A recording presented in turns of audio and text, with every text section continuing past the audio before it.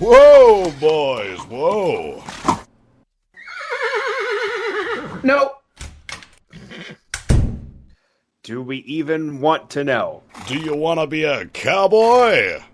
Not really. I need to be a cowboy. Then you need to put on this hat. Fantastic. You look ridiculous. Now, climb up onto this horse. I've never gotten to ride a horse before. This is absurd! Now, take these guns and shoot them into the air. What? I've always dreamed of this day. Now, there's no time to lose. The stagecoach isn't going to rob itself. Here!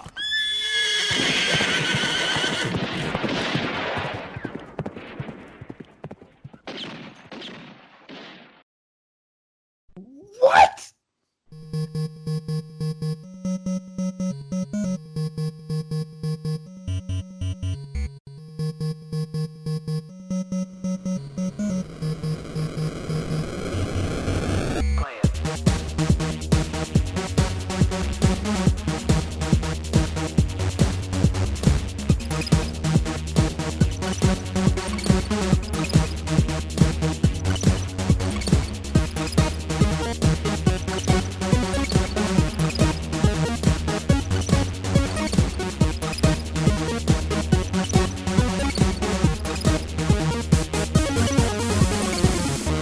Hello and welcome to the Retro Odyssey. I'm your host, Ryan, joined by my hosts, Stephen and Matt, once again.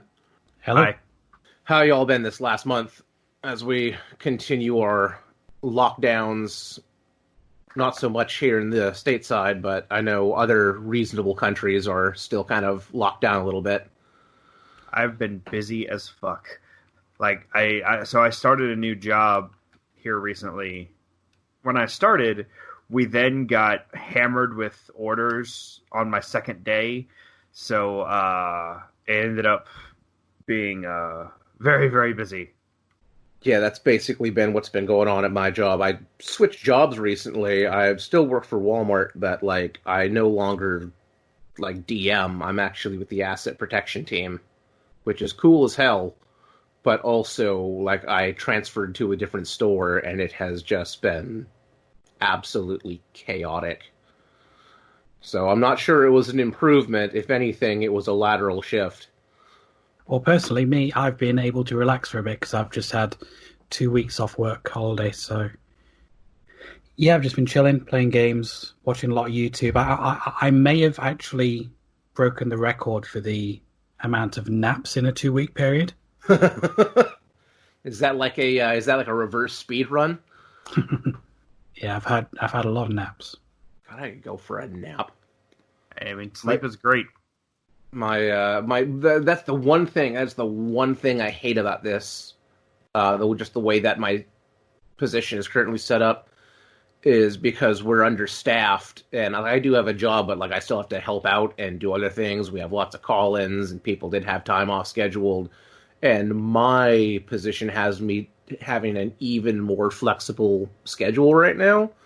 So, some days I'll go in at 1, and then last week I was going in at, 5 in the morning. So I have not been able to get used to a standard sleep schedule at all, because, I have to go to bed at 8 if I want to get any sleep, and then other days, yeah, you can sleep for 12 hours.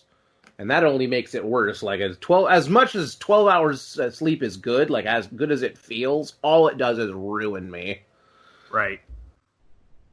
I don't know why I give it. It's I'm going to sleep it. It's that's just going to wreck me. 8, 9 max. I can't do longer than that, or else I'd just completely destroy my sleep schedule. Yeah, the one benefit of my job now is that I'm on constantly earlys. I start at 4 o'clock in the morning every day. And then I've got the entire rest of the day free, so I don't do lates or anything like that. I'm jelly of your consistency. I mean, it does mean really early nights, but the payoff of starting at the same time every day, it's worth it. Well, and you also don't have anything to really dictate your schedule at home. No. Yeah, I mean, I've been this schedule and just the inconsistency has had me so wiped. The last 2 months, I haven't played a whole lot of game. just in general. I think the most I've sunk into is Streets of Rage 4. Right. Which, by the way, if you like beat 'em up, Streets of Rage 4 is absolutely fantastic. And it's on Game Pass. Although I bought it for Switch as well. But also it's on Game Pass, and it's excellent. It's just so good. It is something I'd probably pick up in a sale. I wouldn't pay full price for it because I'm not massively into beat 'em ups. But it does. Fair enough. It does look good. I think that was Adam that was super into beat 'em ups. Yeah. Yeah. I think it was just me and Adam. But it's very, very clean. But that's basically all I was able to play. Because I've just been so goddamn busy. You sound like you probably haven't played a whole lot either, Steven. Honestly, I didn't even get a chance to play a whole lot of our games for this month. Because, on top of being super busy, we're also dealing with a bunch of power outages. So it's like, even when I'm home and have time, I can't do anything. We had a tornado here back in March, and we think it damaged the power grid infrastructure for this area because our power's been going out way more than it should. That sucks. Yeah, so we'll just have some normal rain and the power will go out. It's like, really? That is really frustrating. Because, in the summertime here, I don't know what the hell goes on where I live, but, the power draw gets really heavy in just my area.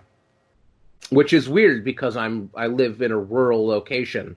There's not a whole lot of houses near me. The closest, neighborhood is, a mile and a half down the road. It's just not a whole lot down there. Right. I think the first real neighborhood is half a mile. It's probably about a mile. I'll just say it's about a mile.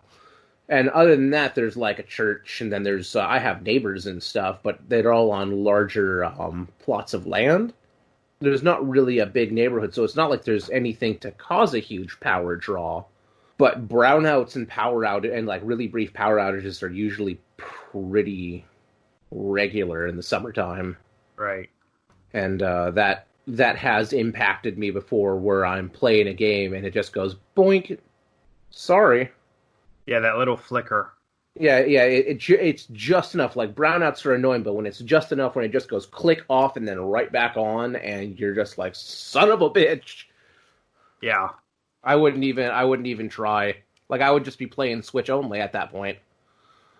Yeah. If I was dealing with it constantly. Yeah, so it's been a mess. I was working 10-hour shifts this past week, so nice. It was a thing of I come home, I eat, and then I crash. Yeah, that's been me. So yeah, I have not played a lot, and I'm trying to get caught up now. I did finish Luigi's Mansion Dark Moon. I never played Dark Moon. How was it? It's fantastic. I love the game. I'll have to pick it up. It feels different from the original in that, it's got the mission structure instead of just open exploration. But that fits really well for the 3DS because you can just pull it out when you want to play, for 20 minutes instead of feeling like you have to sit down for, a solid chunk of time. Well, that was actually something that I want to say Nintendo basically said they were going to focus on with a lot of 3DS titles. Yeah. Because that's how they were going to compete with the mobile market and kind of mobile gaming, was They were restructuring some of their games to be more... Because before it was my portable 3DS game is just a game on the 3DS. It's not... It's a full-fledged game, but on a handheld, and a lot of the games that they kind of readdressed in the styles was an attempt to be a little bit more segmented, a little bit more bite-sized. Right. So you could just be like, oh, I have time to play a little bit of game, and then you can put it away without interrupting your game. Right. Which I think is pretty smart for a mobile platform. Yeah, so that was really good, and this mechanically the game was really good. They really evolved the mechanics of Luigi's Mansion in ways that are really good. And from what I can tell, most of those have carried into the sequel. I haven't gotten too far into Luigi's Mansion 3, but That looks to be a good hybrid of the two previous games. I need to pick up the 3DS version of Luigi's Mansion, and then Luigi's Mansion 2, and Luigi's Mansion 3. Yeah. I just need all of them.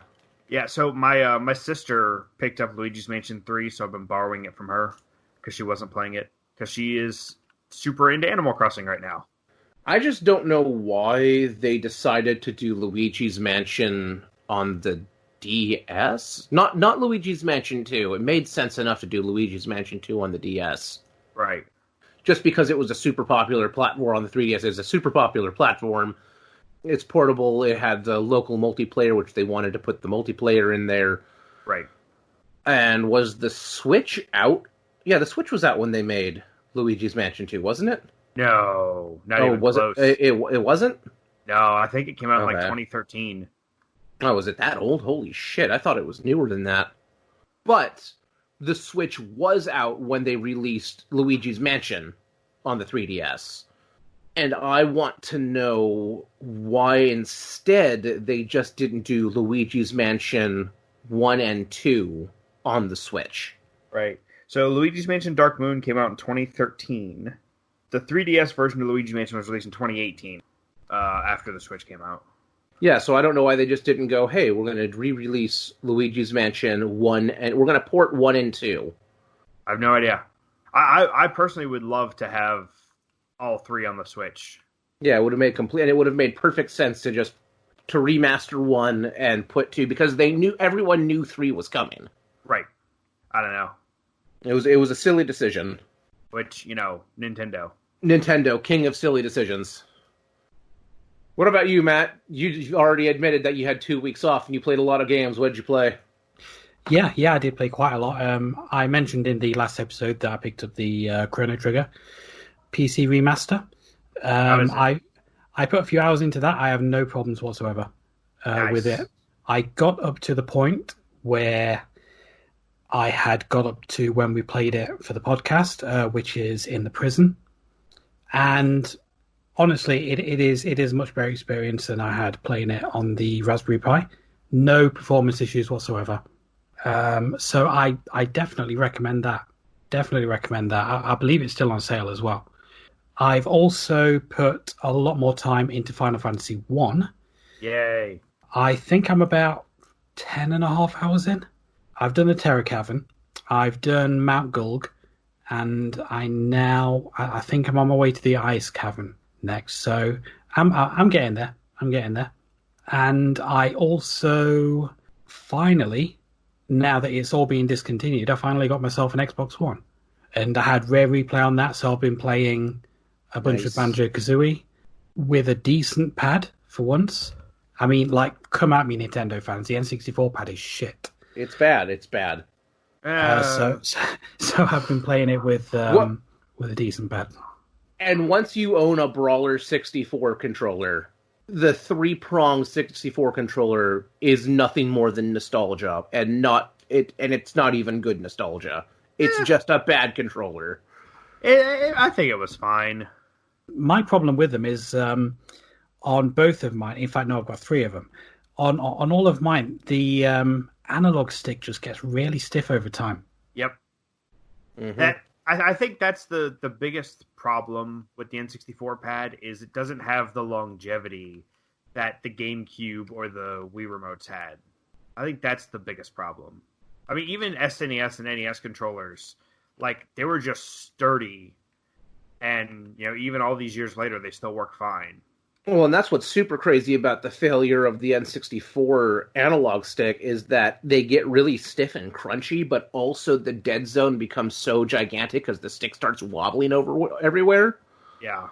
But it's super crunchy beyond that. And I've cleaned them out. My brother used to clean them out when we were younger. He'd pull them apart and swab them with alcohol to help them last longer. They were still bad. The other thing is, I've never liked the PlayStation controller, but boy, the feel of the joysticks that they put on it when they upgraded to the DualShock, amazing. Yeah. I've had, all the Sony consoles. I've always liked the pad, personally. My hands just don't fit the old DualShock. The DualShock 4 was the upgrade that I was like, wow. Yeah. So I still greatly prefer the Xbox Switch configuration with the thumbsticks offset, but also I feel like the Xbox One controller is one of the best controllers ever made, and the Switch controller is basically ripping off that controller. Yeah, it took that controller and did it somehow even better. Well, yeah, I got that gyro. I'm thinking more of the roundness in the controller and the pads. It's just that, and all the face buttons are bigger. Like the stick heads are a little bit fatter, and the face buttons are a little bit fatter, which is good for my fat sausage fingers. I mean, I use thumbstick grips on all my controllers, so mine are all the same size. Fair enough. But no, when I play Destiny 2 on PC, I actually use the Switch controller because the gyro actually makes the aiming better. Really? Yeah. Wait a minute. Wait. Are you using motion controls to aim in Destiny 2? Yes, I am. I don't know how I feel about that. How does that even work? So basically the way I have it set up is when I'm just running around normally, I use the right stick as normal for aiming. But when I go to iron sights, I use the gyro to aim. And it's just like aiming arrows in Breath of the Wild. Ah, cool. Interesting. Or just playing Splatoon. And because Steam has committed themselves so much to, any controller will work with our system, it's been great. Well, props to them for integrating that support. I know they got really good at it. And I recall them doing that because they're like, we're making controller support so much better. And like they made it so much better that they just officially dropped the Steam controller completely. Yeah, I mean, it's not dropped completely, but like... Well, like, they still support it, but they stopped making it. Yeah, and that's the thing. It's like the things you can get from the Steam controller, you can also get from other controllers. I'll tell you what, though. I never bought a Steam controller. I was going to get one when they were, like, $10 or whatever. Uh-huh. And I was just a little too late. I put in my order, and there were none left, so I got a refund, which was frustrating. But my friend let me... use his, and the Steam controller is the only controller I've ever held where it was completely comfortable and the controller was completely secure in my hands to have all 4 fingers on the shoulder buttons. Yeah, I just wish that those buttons were a little bigger. It just fit in my hands in a way that I could have my middle and index fingers on the shoulders at all times. Versus any other controller, I rock my fingers. I only have my index up there to swap between them. I mean, like, the Steam controller was a good idea. It just, the big point of it was the touchpads and the haptic feedback, and it just did not pan out the way they expected it to. I definitely would have bought one when they went on sale. But I missed out. That and the Steam box. I would have liked a Steam box because they were selling them for pennies, pretty much. Yeah, they were almost giving them away. Bought them when they came out and paid $50 each. Which is about what they're going for now on eBay.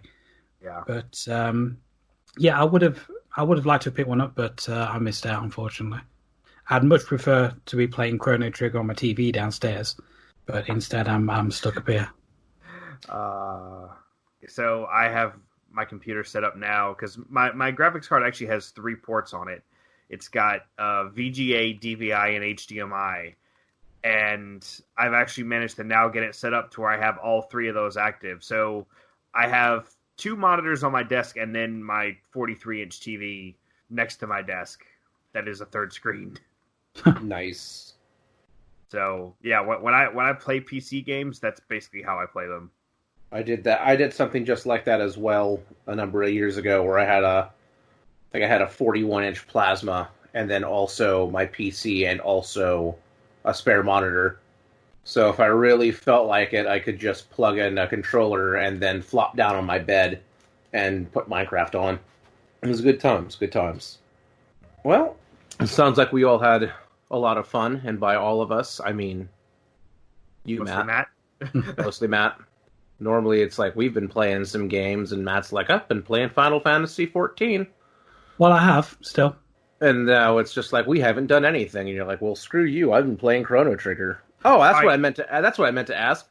So far, now that you've actually really gotten into the game and it hasn't been a bad experience for you? How do you feel about Chrono Trigger? I'm loving it so far. I'm getting a lot more used to the battle system. It's not a perfect battle system. I would still prefer the one that they've got in Final Fantasy, but it works. Well, what are you talking about specifically? The whole kind of like getting enemies in a line kind of thing, and doing like the AoE thing, and the fact that enemies are still kind of like attacking you while you're trying to like build up your attack, because it's kind of like, it's not real time, but it's kind of like semi real time. I never did like the whole timer system that they tried to implement. It is kind of like the battle system that kind of really caught on. I mean, God, Final Fantasy 13 used the pretty much exact same battle system. Except Final Fantasy 13 was ripping off elements of Final Fantasy 10-2, which nobody noticed because nobody played 10-2. Yeah, so like I'm actually planning a video about the Final Fantasy X duology and the Final Fantasy 13 trilogy, and just how much 10 influenced 13. Oh man, I've never heard the term duology before. Well, because there were only 2 games. No, I know. Like, I really threw people off when The Rise of Skywalker came out. And they were just like, "Oh, it's really good. Now it's complete." I'm like, "Yeah, the nonology is complete." And they're like, "What the hell is a nonology?" I'm like, "It's 9. It's 3 of 3." I made a couple people mad with that word, but yeah, duology. I'm going to use that now. But yeah, so like when you look at the 10 games, especially the international versions, a lot of the mechanics from 13 and its sequels came straight from there. Yeah, and they used a very similar one in 7 Remake as well, didn't they?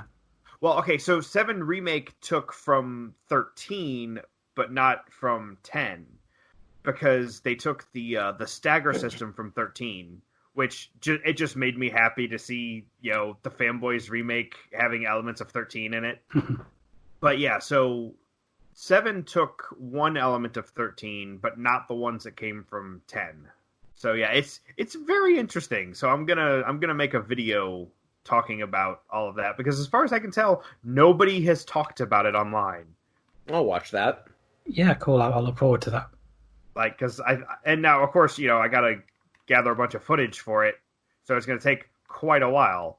But I've had the core of the idea for a while, because I realized early on that the Paradigm system was basically just the Dress Sphere system remade. I did not know that the monster capturing system from 13.2 was also in 10.2, just the international version. So that'll be an interesting thing to go through. I'll never play Final Fantasy X-2, so a rundown of the series and kind of what it contributed to the franchise would be interesting to watch. So long story short, I'm a massive nerd. Okay, really quick, Steven, I know you're going to do a playthrough of a lot of games. Are you going to do a playthrough, like Let's Plays of all the Final Fantasy games? I'm not going to be doing Let's Plays. I'm basically recording footage of just about all of them. Oh, okay, so you're gonna play through all of them, and you're gonna capture a lot of footage. You're gonna do like breakdowns. Possibly. I know I'm definitely doing the video about 10 and 13 because I think that's very interesting and nobody's talking about it. Okay. I was about to say, because that would be just an absolutely monumental undertaking. Yeah, and it would take up all of my content creation for the next couple of years, so I wouldn't have to worry about what to make. Like if you were just going to do playthroughs of fucking Final Fantasy, holy shit. And I have been thinking about streaming more, so that's something to consider. I mean, that would be one hell of a streaming block. Again, you wouldn't have to worry about what you're going to stream for the next couple of years. Speaking of streaming, what do you think about Other M at this point? I know you were playing it a couple weeks ago. Maybe a week ago. And you know what? That gameplay that you saw was the last time I played it. Oh, no. I have not gone back to it. It's not great. Story's not great. The gameplay is fine. The story's not great. I would love to have had that gameplay with a nunchuck setup and, the more traditional, we're not going to tell you shit about the story. Yeah, yeah, yeah. Like, It's bad. most of the videos focus on the overuse of the word baby, which they're right to. It's like that game just the game just kind of makes you more and more disappointed the deeper you get into it. And it's not because the gameplay gets worse. The gameplay gets better. You get more familiar with it. You explore new areas. Yeah. And it's just the writing It just down. It really hurts because knowing that it's made by the original creator of Metroid and knowing that this is exactly the game he wanted to make. He has said that he would not do anything differently with the game, that the game was exactly the way he envisioned it. To know that, it hurts even more. Yeah. And meanwhile, I don't want to say a random Yahoo on the internet, but a random Yahoo on the internet made a better Metroid game than R&D1 did. Oh yeah, AM2R was awesome. Like, it's still my favorite Metroid game. Well, I'm glad last month produced something. It's just bad. Me and my other friend, we kind of ranted about it a couple days ago, and just how bad it is. Yeah, not AM2R, other M. Yeah, it's just, and like I said, if it had been somebody else at the helm, I wouldn't have minded as much. But because it was him, because it was the father of Metroid, it hurt even more. Yeah, that makes me scared that Metroid Prime 4 is going to have a really garbage story. Well, but here's the thing. Metroid Prime 4 is being made by Retro Studios. But who's doing the writing?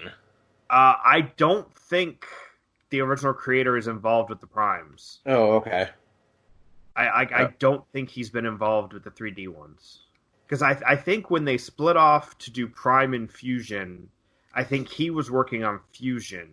And then Retro was doing Prime. Okay.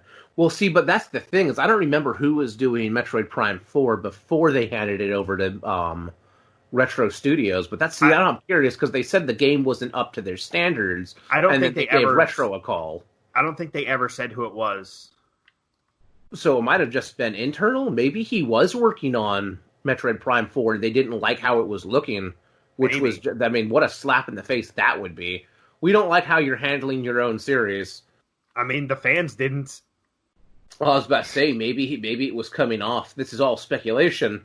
Maybe it was coming off a bit Metroid Other Emmy. Mm-hmm. And they were like, absolutely not again. That was the most criticized game. That was the most heavily criticized game we've ever made, honestly. Yeah.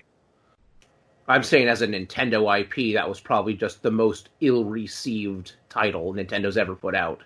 Yeah, because, I mean, even the Mario titles that haven't been received as well, when it went better than Other M. Like, oh, yeah.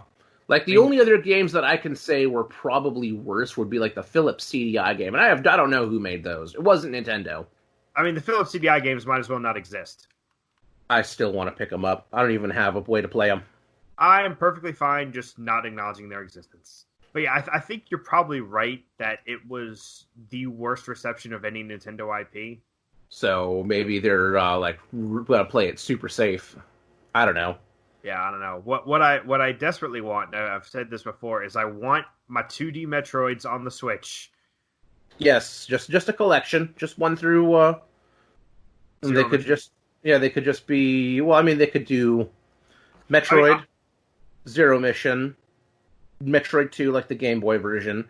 They wouldn't. I don't think they would put Samus Returns on the Switch at this point. No, they wouldn't put Samus Returns on there. But they could put Return of Samus. Yeah, and Fusion. And easily Fusion and Super. Yeah, you could still have five games on there, because of course, I mean, it's basically no data at all to just slap the original Metroid on there. Right. And here's the thing, they already have Metroid and Super Metroid on there. All they have to do is give us a Game Boy Online and a Game Boy Advance, and boom, we have Metroid. Yeah. I'm assuming that eventually they will. I'm hoping so, because like the NES and SNES Online, people complain about it all the time, but I feel like if they expanded it to the other systems, the Game Boy, the N64, like it would be like one of the best things about the system. I would hold your breath on getting N64 on the Switch Online, just because emulation's a pain in the butt. I know that, but just adding the Game Boy, that would be super easy. Yeah. Just add the game. Yeah, just add the Game Boy on. We don't need to put the DS on there or anything like that. Not yet, anyway.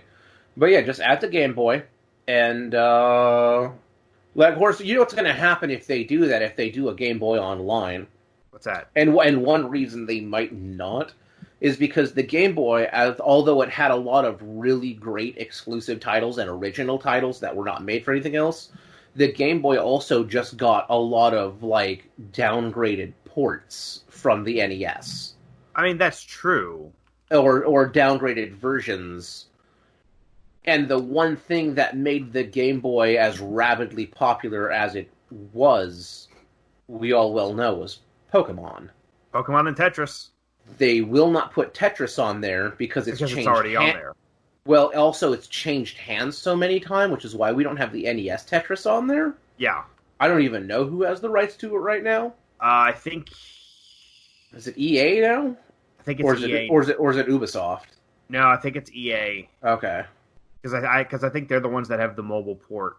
Probably. Which is the quote-unquote current official version. Right. So, we haven't seen that on the NES, so then getting the Game Boy version is is super unlikely, and the Pokemon Company won't allow Pokemon games to be on there. Yeah, I mean, we're lucky we got the digital versions on 3DS. Exactly. Which, I had the thought, now that we have those, and those versions can transfer into Pokemon Bank, which can then go into Pokemon Home, I really don't have a reason to play the cartridges anymore. Red, Blue, Yellow, Gold, Silver, Crystal, unless I want to play on original hardware, I have no reason to play the cartridges. I should just play the 3DS versions. Well, I mean, either that or it depends. If you have a Game Boy player, you can play on your TV. Yes, there's that. But again, unless I want to play on original hardware, I don't have a lot of reason to play the original versions when I can transfer forward with 3DS. Right. Versions. For the first time. Because that's my whole big thing is, I love the ability to transfer my Pokemon. It's half the fun of Pokemon, is carrying Pokemon with you that you've caught on your Pokemon Journey legacy as far as you can. Yeah. I have a bunch of Pokemon in my Pokemon Bank from back in 2016 when I ran through... I think I played almost all the generations that year, waiting for Sun and Moon to come out. Oof. And I still have my Hall of Fame teams from all those runs in my Pokemon Bank. Nice. I still have a shitload of Pokemon in my Pokemon Bank. I haven't had that subscription up for years. I know they're just sitting there. Yeah, because I had heard that the Pokemon that were in Bank would get deleted if you didn't maintain it for a while. But, I mean, it had been, I think 4 years since I had my subscription, and they were still all there. So yeah, eventually I will up my bank and I'll do a transfer to get them all out of there. Yeah, but I haven't even purchased Sword and Shield yet. So I purchased the year-long thing for Bank and Home because to really get anything out of Home, you're going to have to purchase the premium version. Right. You just can't hold enough otherwise. But yeah, anyway. Well, we've rambled for a while. I think I tried to segue into news a few minutes ago, and then we started talking about Pokemon. Yeah, that happens. And I knew better than to say that. Boy, it would be big news if they brought Game Boy to... It'd be big news if they brought Game Boy to the Switch Online. Yeah. There, I've done it. I've segued into the news segment. But what is real news? What big news topics do we have right now? There was quite a bit of it, if I remember. Well, we do actually have some stuff coming to Switch Online. We have 2 SNES games, Donkey Kong Country and Natsume Championship Wrestling.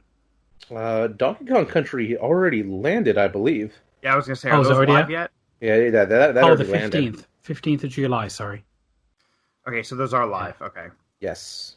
Yeah, as well as The Immortal for NES, which is like famously quite shit. So I'm not entirely sure why. But yeah, that was just July's news that I missed, I guess. August news, or the news that's come since we last recorded. There's another new Sega Mini on the way. Really? But this one is like an arcade machine. It is called the Astro City Mini. It's like a 6-button arcade machine with like a tiny little joystick. And it's going to have 36 games on it. Is it going to be Japan only? At the moment, there are only Japan purchase links available for it. 14,000 yen, which is about £100. I've not seen anywhere mentioning that we're going to get it out of Japan. But it's basically, I mean, I'm sure you've seen the ones that like Neo Geo have put out and Capcom, just like a little tiny arcade thing that looks like really, really awkward to control if you've got big hands. Yeah.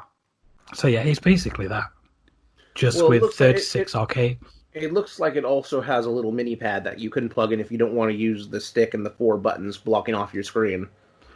Oh yeah, you can buy a control pad separately, and I'm assuming you can probably connect it to a TV as well.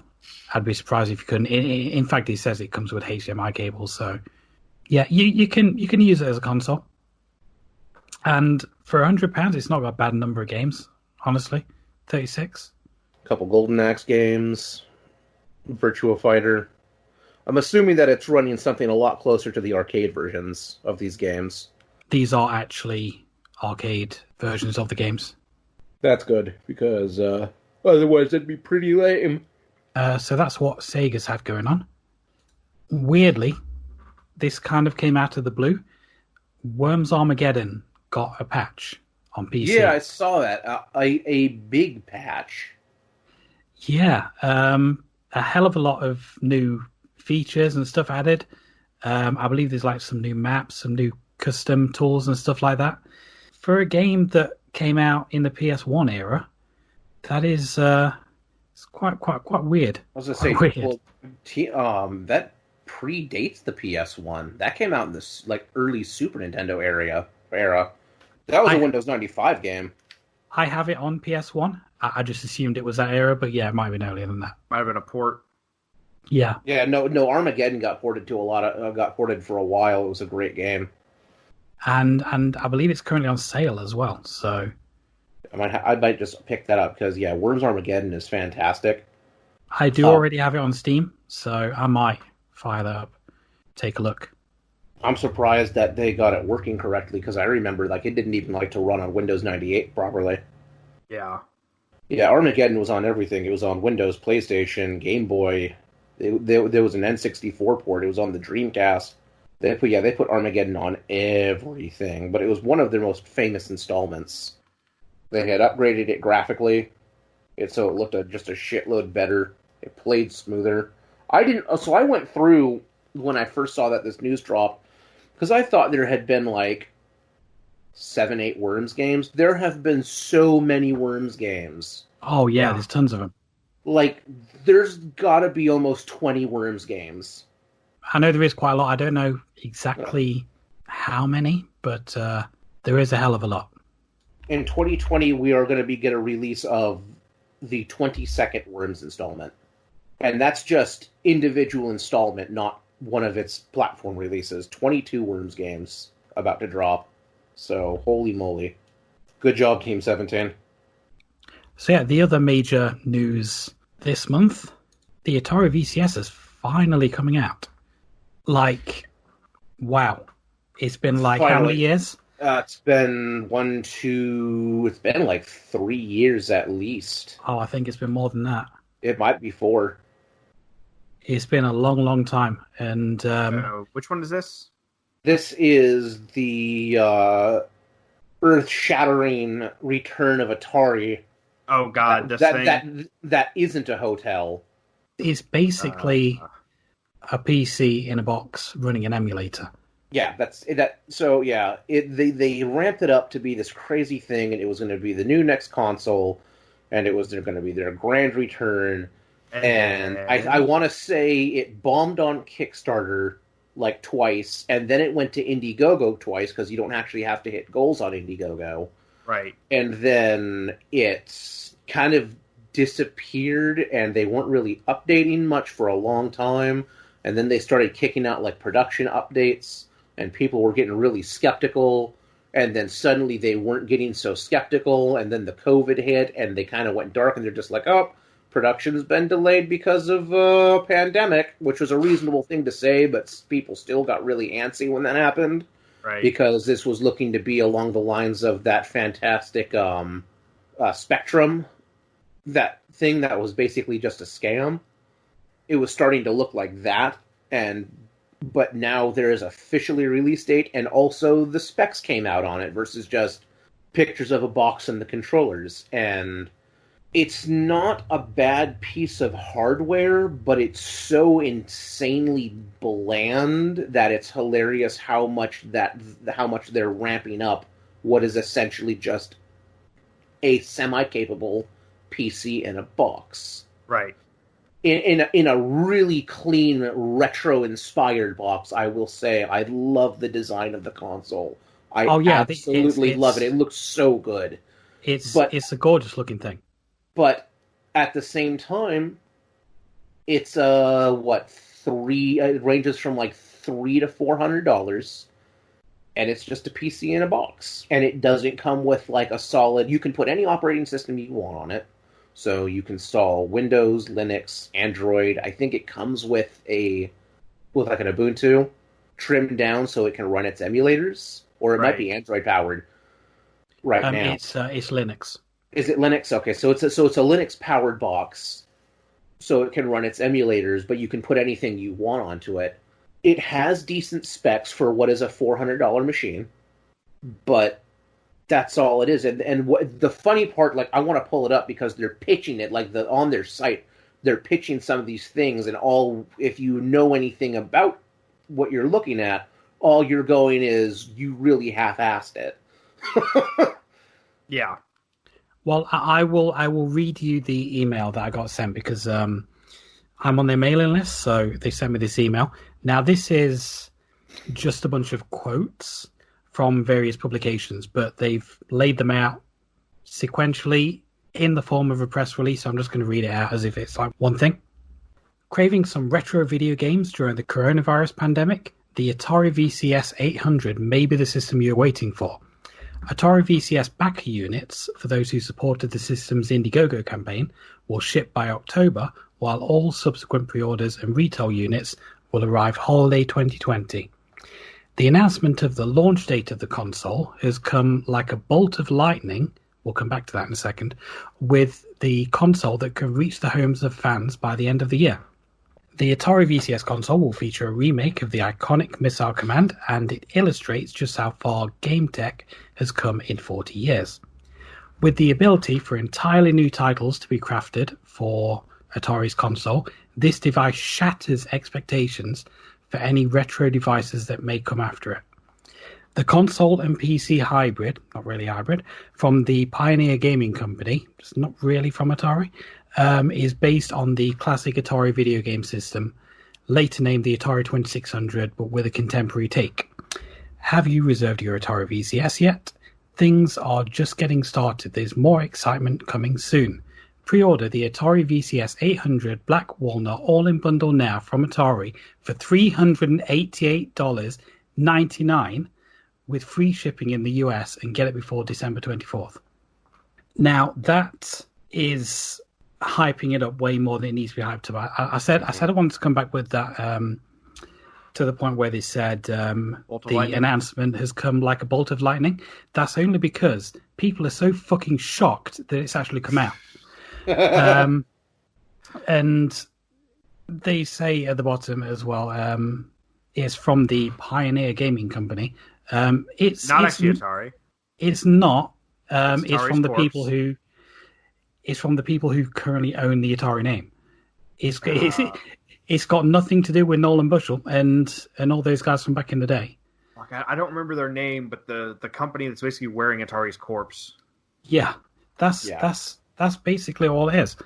And this is, as much as they want to hype it, this is a PC in an admittedly nice box with admittedly nice looking controllers, but it's just a PC. And they're saying, oh, we can have like new games developed for it. It's like, what indie developers, because you're not going to get any major developers on this, what indie developers are going to look at this and think, shall I create a game for the Atari VCS or shall I create one for the Switch? Yeah, Who is going to put their games on the Atari VCS?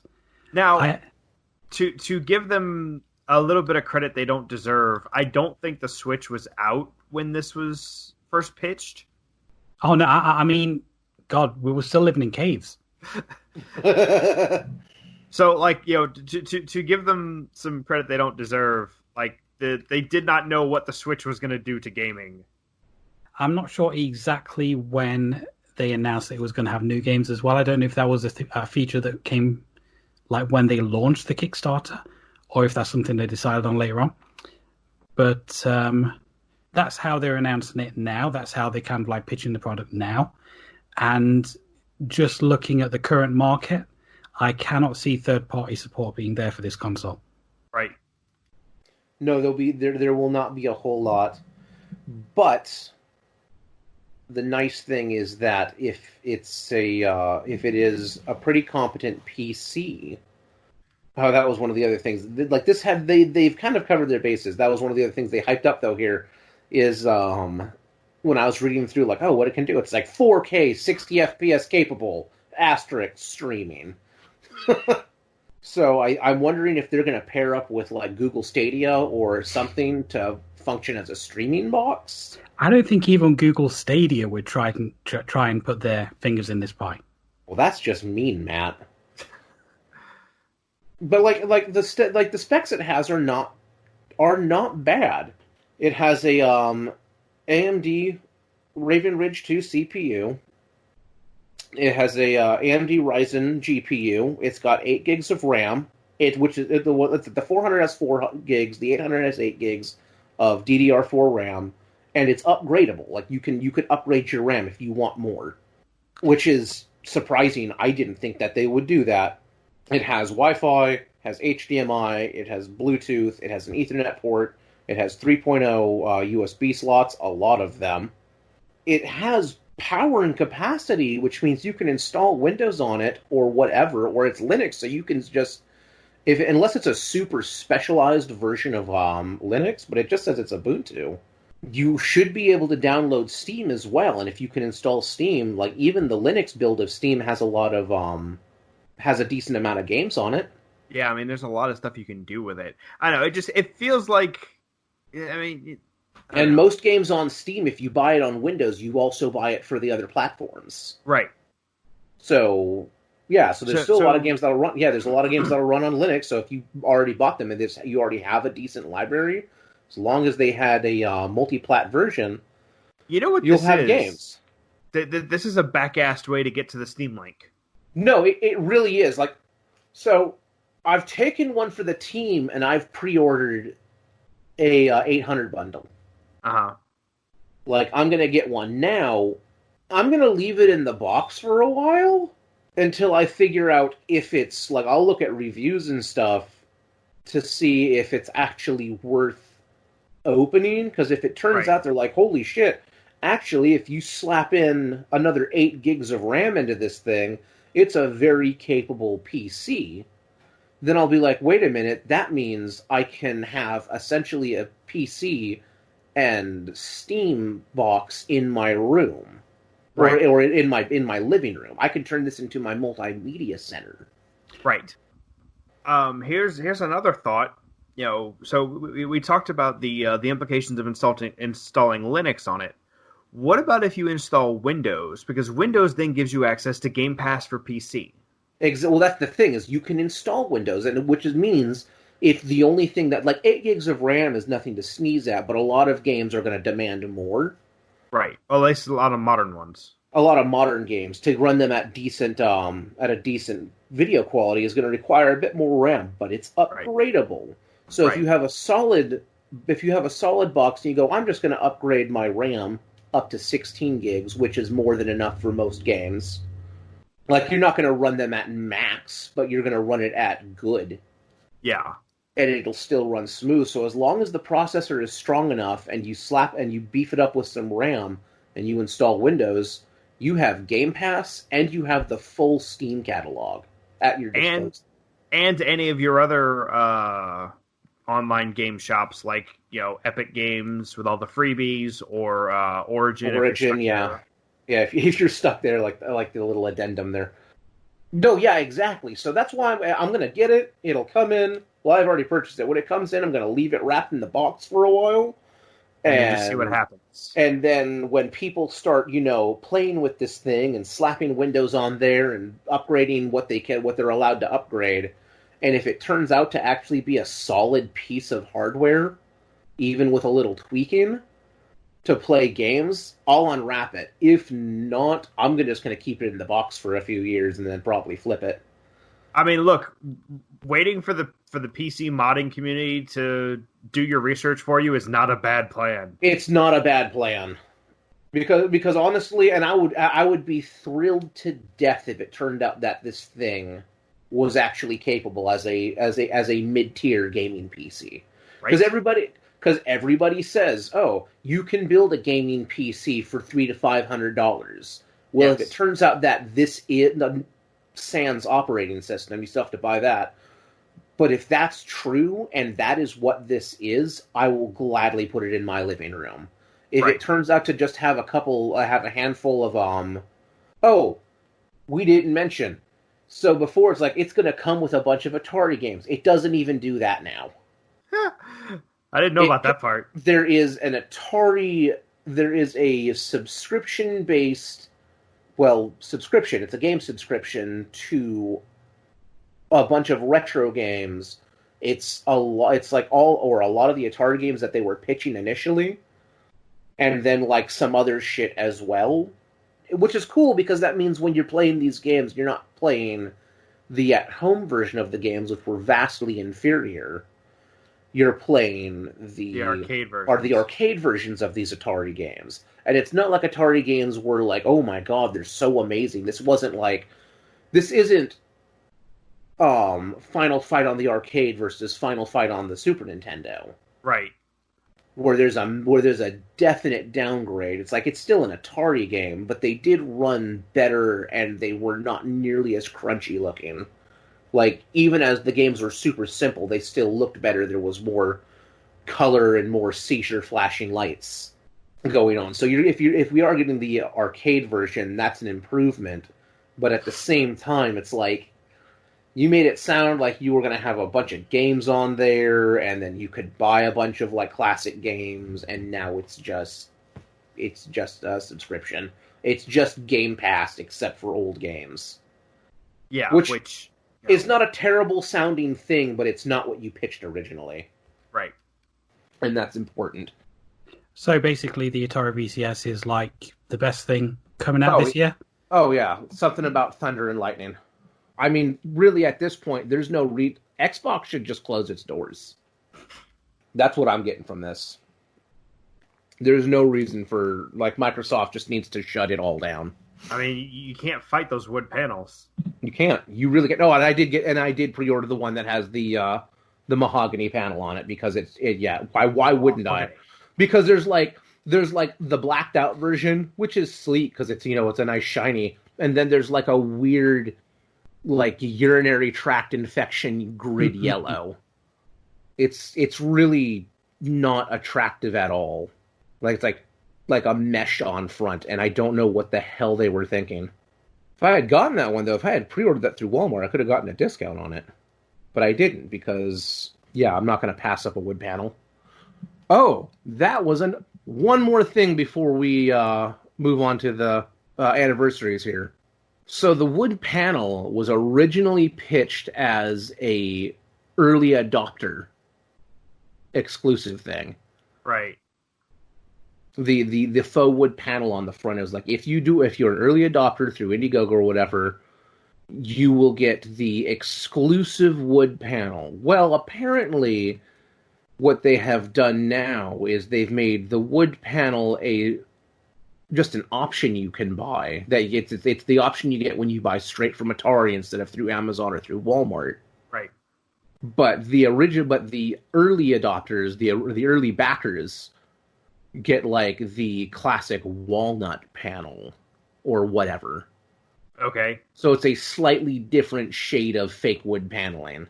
I mean, sure, why not? And it's like I think you just pissed off a lot of early backers. Yeah.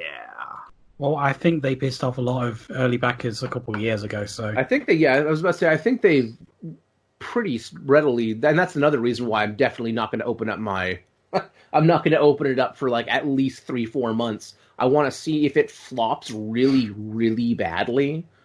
I know this thing will be worth some money in a few years. Yeah.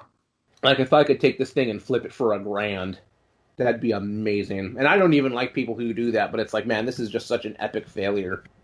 Like, I think there's a 50-50 chance that the thing is just going to bomb. we'll see. Like you said, it's all going to depend on what can be done with it. Yeah, how capable will it actually be?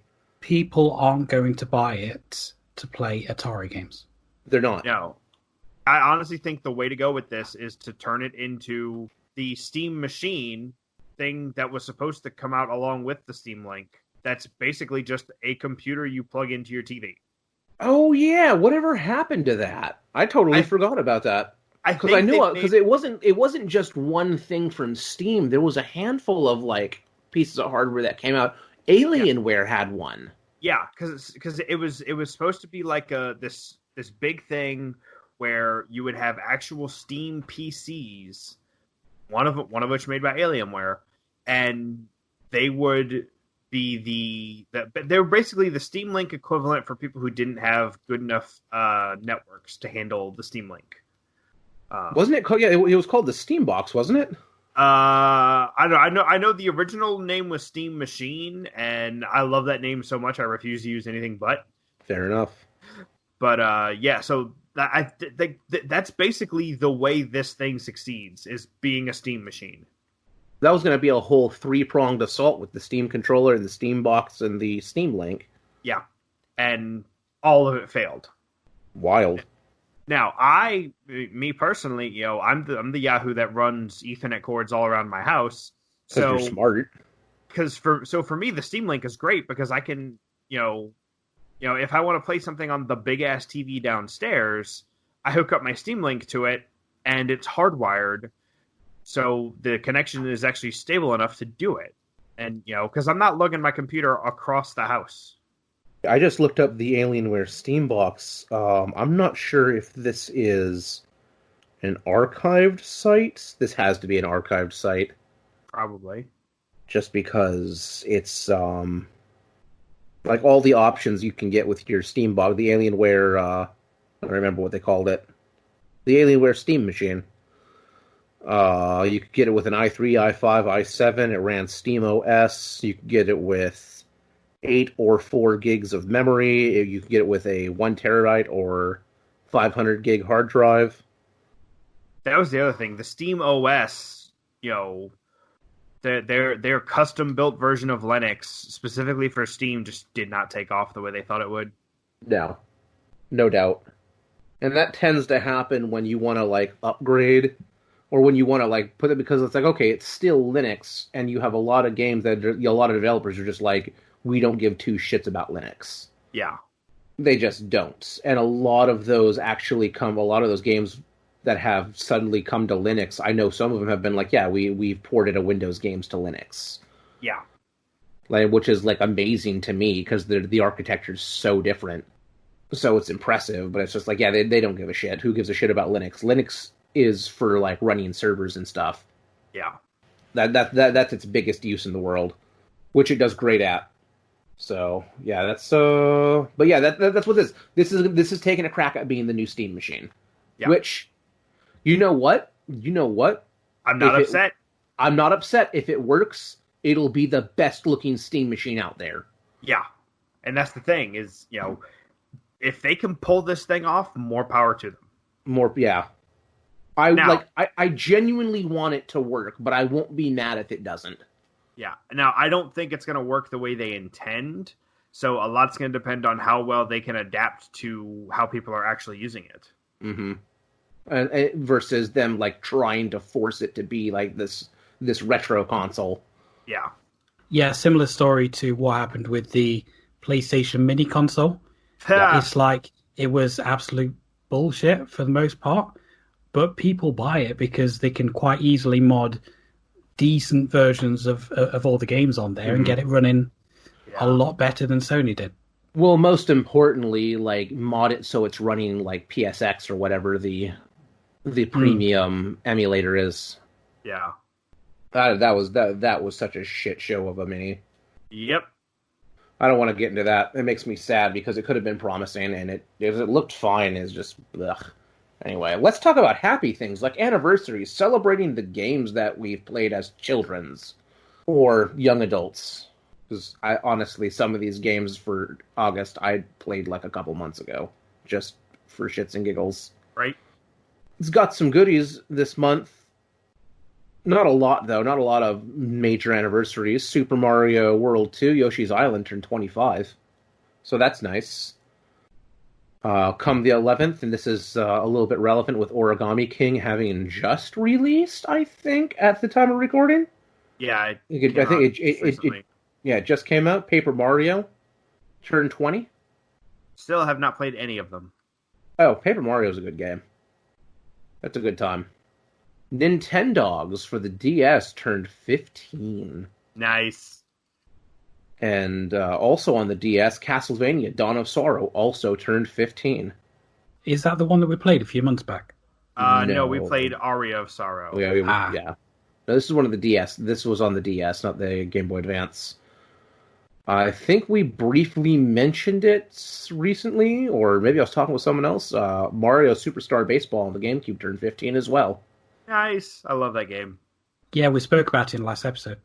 Yeah, okay, I thought it was. Spider-Man, not Spider-Man 2, which was a great game, and also...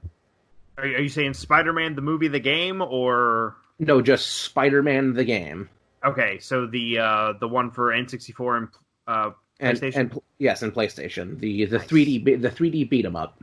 That one was fucking great. I love that game. It turned 20. Like, do you feel one of my favorite Spider-Man games? 20 years old? Do you feel old now? No. Okay. These are more recent. They're not even quite. These games aren't even retro yet, but I'm going to mention them anyway because they're, well, one of them's an excellent, excellent game and has been ported forward with like definitive editions onto the modern consoles. Castle Crashers is 10 years old.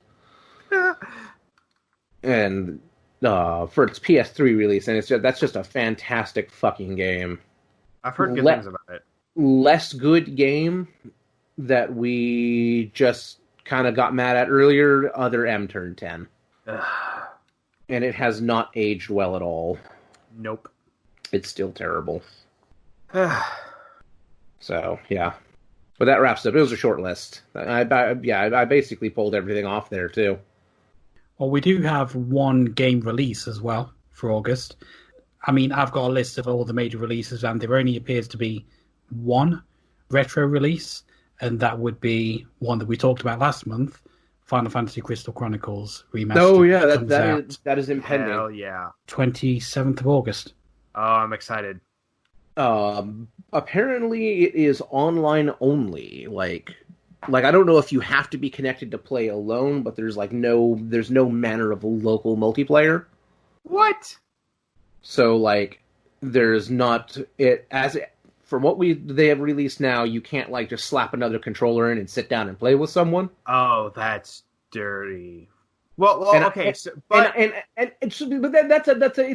two thing. Like it feels like they're doing their absolute maximum to recreate the original feel of the game.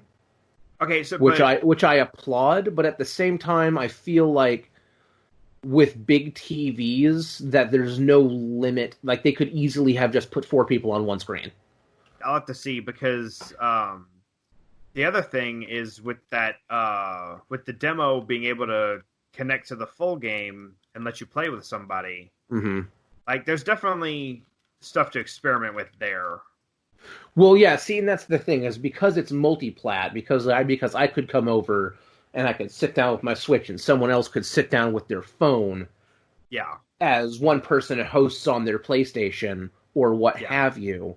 It makes sense this way, especially since you can get like really deep into the game as long as someone hosts, as long as someone owns the game and the other people download the demo, you can get pretty deep into the game. So not only is it doing a good job of recreating the whole feel of the game, and then trying to get that original weird Game Boy Advance controller link set up, and just kind of redoing that. The other nice thing is that, well, another nice thing, the other clever ploy here is that is absolutely a marketing tool. Your friend goes, hey, I want to play Crystal Chronicles. Oh, I don't have Crystal Chronicles. Oh, well, I do. There's a demo and you version. can download the demo version, and we can play the game. And either you'll play the game and go, I'm not really into this, or you'll go, man, I played Crystal Chronicles HD, and it was really good. I'm going to buy Crystal Chronicles now. Yeah. So I can host my own games. Absolutely brilliant marketing. Yeah. So, what I'm envisioning is like, let's say I go over to my mom's house, and my mom, her boyfriend, my sister, and her boyfriend's 2 kids all have Switches. We all get together with we all, I host the game with my Switch, and everyone else plays on their Switch, and it's a good time had by all. I think that's kind of what they were envisioning, just with phones and consoles. Mm-hmm. And then the Switch just makes a perfect vector for it. Oh yeah, no, it's smart. It's super brilliant.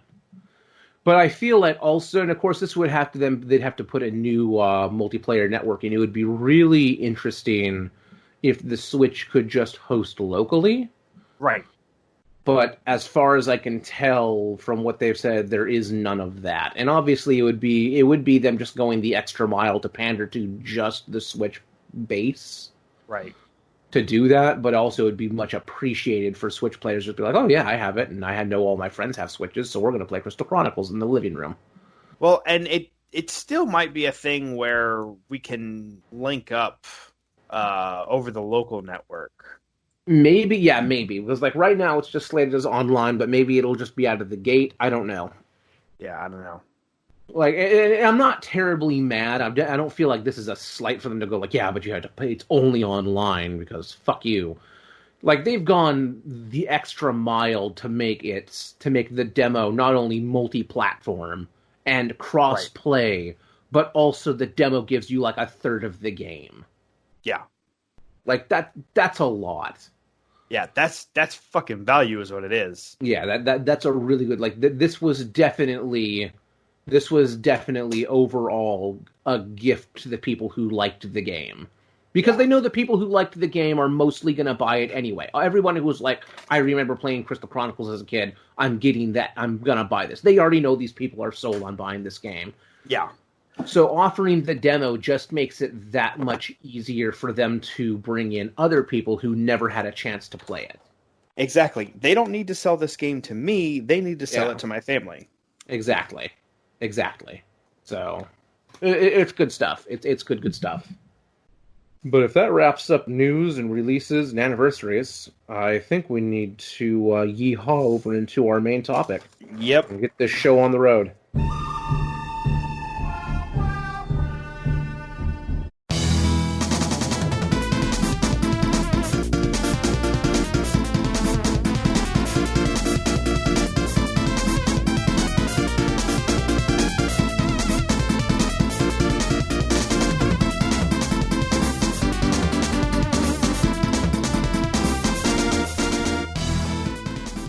So as might have been tipped off, our theme for this month is Western games. Western games are one of those titles that, like, there haven't been a buttload of. Like, whenever I think of Western games, literally the first game I think of is Red Dead Redemption. Grand Theft Horse? Grand Theft Horse. Yeah, that is the Western game. of like the last 20 years. Yeah, so much people forget it was a sequel. Wait, no, there's Red Dead Redemption 2 though. Right. First there was Red Dead Revolver. Oh wow. On the original Xbox. Educate me, Steven. I didn't know. Yeah, so there was Red Dead Revolver on the original Xbox, and then Red Dead Redemption was released for the 360, and then Red Dead Redemption was so popular it just became the franchise, so it's Red Dead Redemption 2 now. So it's Red Dead Revolver, wait, let me get this right. Red Dead Redemption 2. No, that'd be the subtitle. So it'd be Red Dead Revolver 3, Red Dead Redemption 2. Yeah, basically. There we go. First entry in the Red Dead series released for PS2 and Xbox in 2004. Well, I mean, it's the same thing that happened to Modern Warfare because it was Call of Duty 4 Modern Warfare and then MW 2 and MW 3. Yeah. Well, shoot, and even Nintendo's fallen for that gag where they did Super Mario Land 2, 6 golden coins, Super Mario Land 3, Wario Land, and then Wario Land 2, 3. Yeah. So, I guess everybody's susceptible to just resetting their sequel numbers. There was a Wario Land 4 as well on Game Boy Advance. Yeah. Oh, there wasn't there? That was a really good game, that. I never played it. I do remember seeing it in Nintendo Power way on back. Like, when I think about Western themes in games, I think about levels, usually. Right. Like, honestly, that's what comes out most, is like, oh yeah, there was a Western-themed level. You know, Mario Party 2 had that Western board. Yeah, it had a Western board. Like, I don't know why Western games aren't nearly as popular, because it's a really fun aesthetic, and at least here, well, I mean, we're going to get a couple games here. I think that's your biggest problem is here. Like, you know, Western is a big thing here. Everyone else in the world fucking hates cowboys. Well, but not really though, because like all your spaghetti westerns that was done by an Italian director. They were Italian movies, really, that were redubbed in English. Like, well, so like, I guess maybe it just comes down to the U.S. government fucks up so much that Western, like, what is the Wild West is very much a uniquely American concept. Not a concept, but like a uniquely American aesthetic. Yeah. Because it's not like, oh yeah, living on a basically being a cattle farmer. It's like, that's not something that's completely American, but I mean, the Wild West is a completely American rendition of that. Yeah, well, and I mean, you think about it, you know, we are one of the only countries in the world that has that much free space to do that kind of stuff. Exactly, at this point. I mean, the only other, the closest thing you might get is like going to be like rural China. Right, where they have plenty of livestock too. Yeah, but like, you know, China and Russia also have a lot more mountainous areas and, they do. You know, a lot more inhospitable places. Versus, you know, billions and billions of acres of tornadoes. Wide open and plains. Grass, yeah. Looking at you, Kansas. There's nothing in Kansas. Nah. Best thing to come out of Kansas, in my opinion, was Critical Hit. Yeah, because they got nothing else. Like, no offense to anybody living in Kansas, but like, you know, Kansas is really bad when you can also cross into Nebraska and you didn't know it. Yep. Because Nebraska is just North Kansas. No offense to people living in Nebraska. It's just how it is. Yeah. But like, there was, and also what goes along, because Western is a super popular theme here in the stateside. Because it's that weird, uniquely American thing that happened. And it's, back in the day, there was just like, there was a man and his gun. There was a man and his gun, and it was the lawless West, and you had to take it into your own hands, and you just had to. You were a survivor, and it was manly, and it was bravery, and There were a ton of movies just revolving around the West, revolving because revolvers, bang bang. Like I don't know how many Western movies John Wayne starred in. Enough. Most of them. Most of them. He was the Western man. And what's really silly about all that is that there wasn't, like, the portrayed West that we know now actually it represents how the West was very little. Yeah. Like, it's not a good, it was very much a romanticized version of what actually happened. Like, yeah, I mean, you want the authentic Western experience, you play Oregon Trail and everyone dies of dysentery. You're right, though. Yeah, I think the most of the films were kind of like sanitized for an American audience because the Native Americans were pretty much always the bad guys. Yep. Yeah, no, yeah, and that's just kind of one of those weird things. Like, it's not an accurate representation of history. I actually got kind of in a conversation about with my brother just a few days ago over Ghost of Tsushima, and just kind of how they misrepresented feudal Japan and the samurai and the samurai code, because that's the romanticized version of the samurai. Yep. It's not historically accurate even a little bit in that way. It's not. It's the same reason, like I told him, you don't get medieval games that accurately represent medieval times. Because then it would just be a bunch of dudes in steel suits walking around crushing peasants. Yeah. Nobody wants to play that game. No one wants to play a historically accurate feudal Japan game, and no one wants to play a historically accurate cowboy game. Yeah. Because it's not nearly as fun as the idea of outlaws and marshals and your little towns and just shootouts in the street. Like, there's all this craziness, and that's what's fun about it, even if it's not real. Which is a nice way to segue into the first game of Sunset Riders that we focused on this month. It is basically just a long shootout. Yeah, basically. It was released in 1991 arcade. It was back when Konami was actually making good games, which is, you know, it's a time forgotten, simpler times. But it's essentially just an arcade take on Contra. It's Cowboy Contra. Yeah, kind of. I played the SNES version. I did not know that you said before we kicked off that it was on Switch. I knew, like, yes. I think Matt bought it on PS4, PS3, yeah. PS4, which is also gonna be the arcade version. This seems to trend. Whenever we get a game that was released on SNES and arcade, I always play the SNES version, and everyone else plays the arcade version. That's right, Nintendo. Free advertising.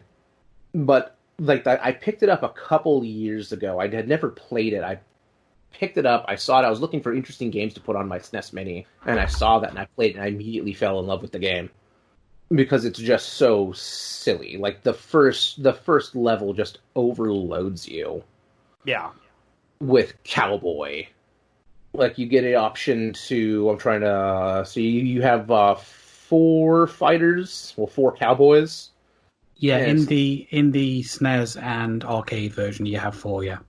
It's like 2 of them run pistols, and then 2 of them run a rifle or a shotgun or something like that. Yeah. Long arms, basically. Yeah. Like, what did you think? Because I've played this before. So coming back to this was really fun for me. Well, for me, going purely on the arcade version, I can definitely say that if I had played this in the arcade, I would have needed to remortgage my house. Yep. Because it is relentless. The difficulty is tuned way too high. Now, I really, really enjoyed playing the game, but only because I could put in infinite credits. Right. If I was in an arcade and had to put in all these quarters, I would be broke and unhappy. Yep. But it's like really, really fast paced. Most of the enemies, apart from the bosses, go down like one hit, but there are so many on screen at once. It kind of becomes a little bit bullet hellish, which I guess is kind of like how it was with Contra. Which is why I say, it's kind of like a Cowboy Contra. Apart from 1 or 2 maybe racially incentive bits, I did really, really enjoy my playthrough of the game. Yeah, I was going to say again, this is you got to keep in mind that one, it was the early '90s, and two, it is that fantastical cowboy universe that never actually happened. Yeah. Well, there is like an entire level where you're killing Native Americans, and actually in the Mega Drive version, they have all the enemies in that level turned into cowboys. Oh, really? But the SNES version and the arcade version, they are Native Americans. Interesting. Interesting. I didn't know that. The Mega Drive version only has like half of the bosses and half of the levels. It's quite far cut down, and you only have 2 characters as well. Whereas the SNES version is a lot closer to the arcade. Which is funny because it was usually the other way around. The Genesis usually had the most accurate arcade rendition.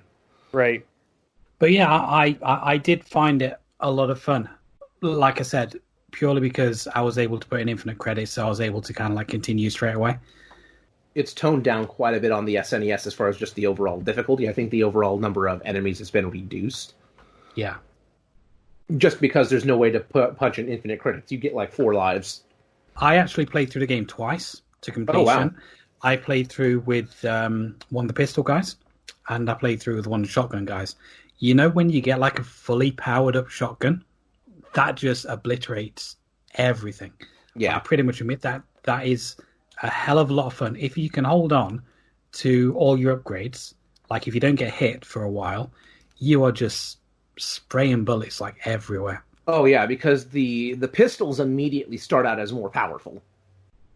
Like right out of the gate, they're superior, but the shotgun turns into just a absolute mowdown machine. It's kind of silly, just how strong it gets. It's like, who's in bullet hell now? Yeah, right. I am the boss. Well, to be honest, the bosses are absolute bastards, and the power of your weapon doesn't really help at all. No, it doesn't. It's just, I think, I don't even know if it counts damage versus just the number of shots that they take, the number of bullets they absorb. Yeah. I mean, especially that guy on the horse was just, I could not stop getting hit, like, constantly by that guy. Oh, man, the train/horse level, which I think is actually just level 2. It's level 2 or 3 where you get on the horse and start galloping. That's a really fucking hard level. Oh, it's a lot of fun, though. There's 2 of those levels in the game, and those were, like, my favorite bits on the horse. But it's just like, because you can trip over shit, and then your horse trips and eats shit, and then you have to put it down, because apparently these are racehorses, and then it starts over. It's like, I embellished a little bit there. There's a lot of headcanon going on. But yeah, it's like the amount of times you can go down super quickly, because that is very effectively just the obligatory TMNT sewer surfing level. Which makes sense, because it is Konami. Yeah, so it's like, basically we're going to take all of your quarters, and there's nothing you can do about it. Yeah, exactly. We're gonna have the hard level to just really chew through your lives. I wish that all 4 characters had been a little bit different in the game.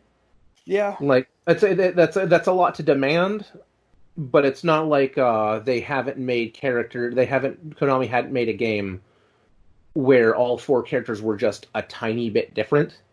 I don't think it would have been too difficult for one of them to run, say, pistols and one a shotgun and one a rifle that would have had very different, like, bullet mechanics to it. And then, I don't know, the 4th one didn't have to be a cowboy. He could have been a pirate. I mean, they could have also given us a female character. I thought one of them was. Were they? I don't think so. No. Oh, no, they were not. No, I'm thinking of, what's the other game? We mentioned it last month. Oh, Wild Guns? Wild Guns, yeah. Wild Gun gives you a female character to play as. No, in Sunset Riders, you get an option to play as Pink Poncho Villa. Camacho, I think. Yeah. Who I believe runs shotgun as well. Yeah. It does, got a shotgun. The music in this game was really solid, too. Oh, yeah. Yeah, it was. Super good. And the one thing I do appreciate is, as hard as this game is, and as straightforward as it is, I appreciate that there was just train levels. Because, of course, trains and Wild West are super important, but also Like, any game that has a train level in it immediately gets points from me. I don't know why. Like, that might be one of my favorite parts about when we talked about TMNT 4 last year or so. There's the train level. And I love it. And as well as train and horse levels, you also ride on the back of bison. Well, I say ride on the back of bison, you just run on their backs. Yeah, the Stampede, that's why I say the first level really hits you super hard with just cowboy, because it's like you're running along, and then suddenly it's like rumble and an exclamation point, and... It says run to avoid being killed. Yeah, it says run, and then you get up on the platform, and then there's a stampede of cattle. And then the next time the stampede comes, there is no platform. Yeah, you just have to run, and you have to run across the back of them, which makes a lot of sense, and mind the gaps that appear. Yeah. But it's fun. Like, it's so ridiculous, but it's really fun. It's a super fun, like, the way they pulled the aesthetic off, and just they cranked the theme of cowboy to 11. And on top of that, the game is, like, super bright and colorful. Like, for a lot of deserty themed and Western themed browns, they definitely kicked in a lot of color where it was important. Like, your characters are super colorful, which makes them stand out from the more neutral backgrounds, which means you always know, you're always sure exactly where you are. Yeah. Which is important on a gameplay perspective. And enemies are a little bit more neutral a lot of the time. Like, they're not quite as bright as you are, but they always stand out well. Platforms that you can jump on are different shades. They make sure that they stand out well. There's never any confusion as to what you can jump on, what is something that can get in the way, and what is popping on screen to shoot you. And it seems like one kind of a weird thing to praise, but it's such an important gameplay mechanic, because, like I said, where this is Western Contra would have a lot of enemies, but everything, and this is being on the NES, it had a much smaller color palette, but a lot of things would pop on, and it was just kind of harder to see where stuff was amidst the hail of bullets coming from everywhere. And this didn't have that problem. And the TMNT Brawler games, as good as they were, tended to be a little bit more... Everything was tried to be colorful, especially in the SNES version. Everything tried to be a bit more colorful, so everything blended a little bit better. It blended a little bit more, which was aesthetically pleasing, but it wasn't good for the gameplay. One thing that was a little bit different in the arcade and SNES versions are the bullets. The enemy bullets are actually quite a bit bigger in the arcade version. So Really? they're a lot easier to see. Okay, that's nice. Yeah, because it does get a little insane. But I never felt that the game was... Like, the game is hard, but much like any good game that turns into sort of a bullet hell, it's never punishing. Oh, I would disagree with that. It just demands a lot from you. Like, one of the bullet hells that I enjoy, because I know you play a lot of Binding of Isaac. Yeah. Which can turn kind of bullet helly at times. Much like Binding of Isaac, Enter the Gungeon never feels unfair. It's definitely hard, but you never go, well, that was a super bullshit death. There was literally nowhere I could go. Yeah. And I never feel like, whenever I die playing Sunset Riders, I never feel like I just got trapped. I feel like I can always look back and go, wow, I did a stupid. I backed myself into a corner and just parked there, or I wasn't paying attention. It's not like Battletoads where they go, how was I supposed to know that wall was going to pop up in 3 seconds and kill me? Yeah. And I have to memorize this course in order to get through it. It's a fair difficulty, even if the difficulty is really cranked up. Maybe the Nintendo version has toned it down quite a bit then. I mean, maybe I was just bad at the game, but the arcade version was just punishing, especially the bosses. Like I said, if they have a 4-player version, I will definitely pick it up on the Switch, and I'll give that a shot. Yeah, as Stephen mentioned, it's got 2-player and 4-player, US Japanese and Japanese. The Japanese one, it's just Japanese text. It's still got English voice samples. Okay. Because I played through, one of my playthroughs was on the English version, one of them on the Japanese version. Just to see what all the where all the hubbub was about. Yeah, and I noticed as well the Super Nintendo version is actually slightly censored from the arcade version as well. There are scenes with burlesque dancers and like prostitutes in some of the bars, and they are dressed a lot more conservatively in the Super Nintendo version than they are in the arcade version. Because Nintendo. Yeah, Even though Nintendo like put a hooker in Zelda 2, didn't even care. No one will ever convince me that the woman in Zelda 2, the woman in the town who invites you inside and restores your health. Yeah. your health, that she is not a prostitute. No one will convince me otherwise. But Nintendo has to make a cowboy game a little less racy, while allowing you to mow down Native Americans. Well, it's not even Nintendo that did that, but yeah, Nintendo had to censor that out, except for the parts that they didn't. Yeah. I don't know. It just seemed a little weird. Although, again, one of those things about the Wild West that people don't really know about is that prostitutes actually played, like, a huge role in developing the West. Like, they brought in money, and a lot of them would, like, run schools and stuff with their income. Like, they were genuinely important, and not just important, but like pivotal to the overall positive development. And that's just one of those no conservative wants to talk about that history. Nope. Because it's sinful and evil, but actually it wouldn't have developed the same. We wouldn't have made it. Yeah. They never show that in the old movies. But I liked it.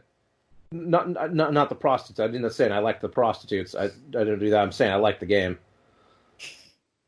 Yeah, I mean it's a pretty good game. It's the oldest. It's the world's oldest profession. Okay, prostitutes, not video games. Stephen, did you have the same issues difficulty-wise with the arcade version on Switch? Kind of. I mean, as we've established, I'm pretty bad at games, so I did struggle a fair bit. I think I managed to get through the first level only using one continue, and then it was just kind of bananas after that. But yeah, it definitely has that ramped up difficulty. Yeah, so it's probably the Super Nintendo version that's kind of like a little bit more friendly because there's not infinite continues. Yeah. I'm gonna pick up the Switch version and see for myself, because that makes sense. They would often do that, where they would tone it down just a little bit because they're giving you limited lives. Yeah, but I mean, the thing is kind of like you're back in the action so fast, and you can just put in as many credits as you want, so it doesn't really affect your gameplay all that much if you do die and need to use a continue. Mm-hmm. No, yeah, it's super quick. That's Sunset Riders. It's not a big game, and if you can pick up it on Switch and PS3 and PS4, and I think I looked, I don't think it's available on Xbox.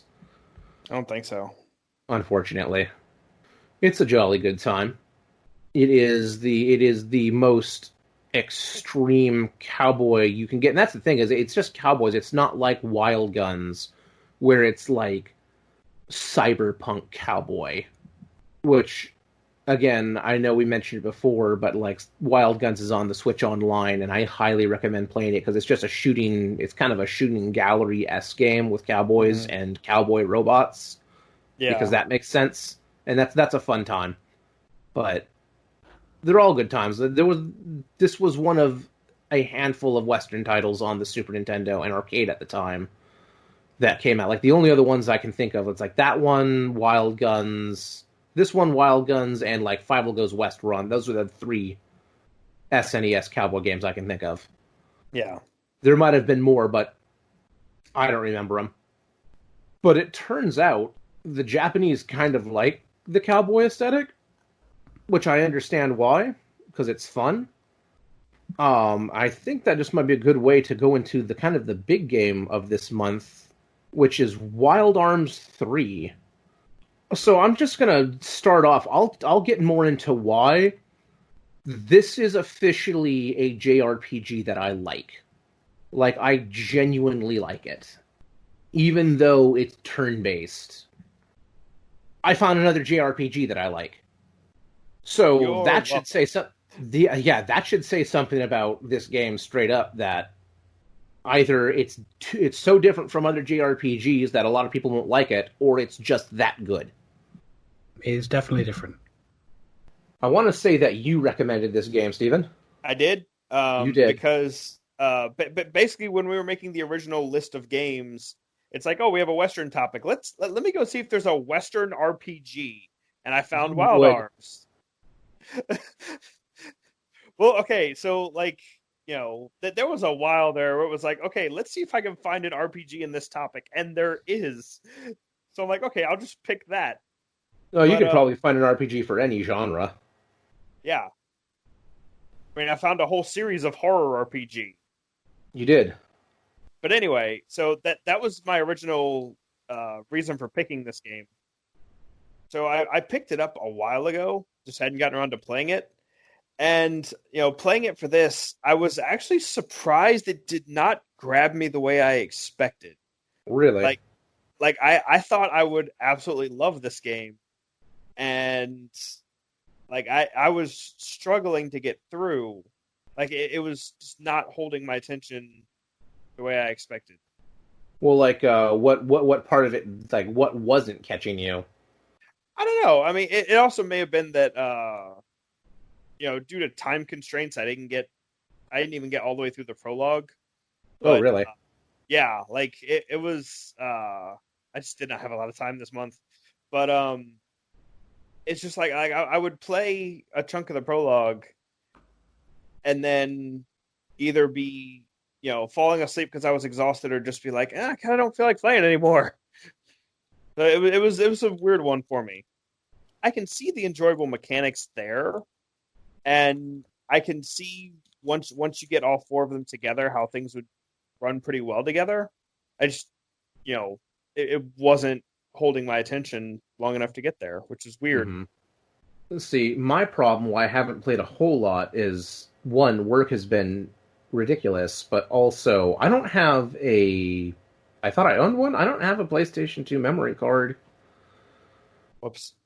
Yeah, I was digging for it. I have a PS1 memory card. I don't have a PS2 memory card, and that's not good.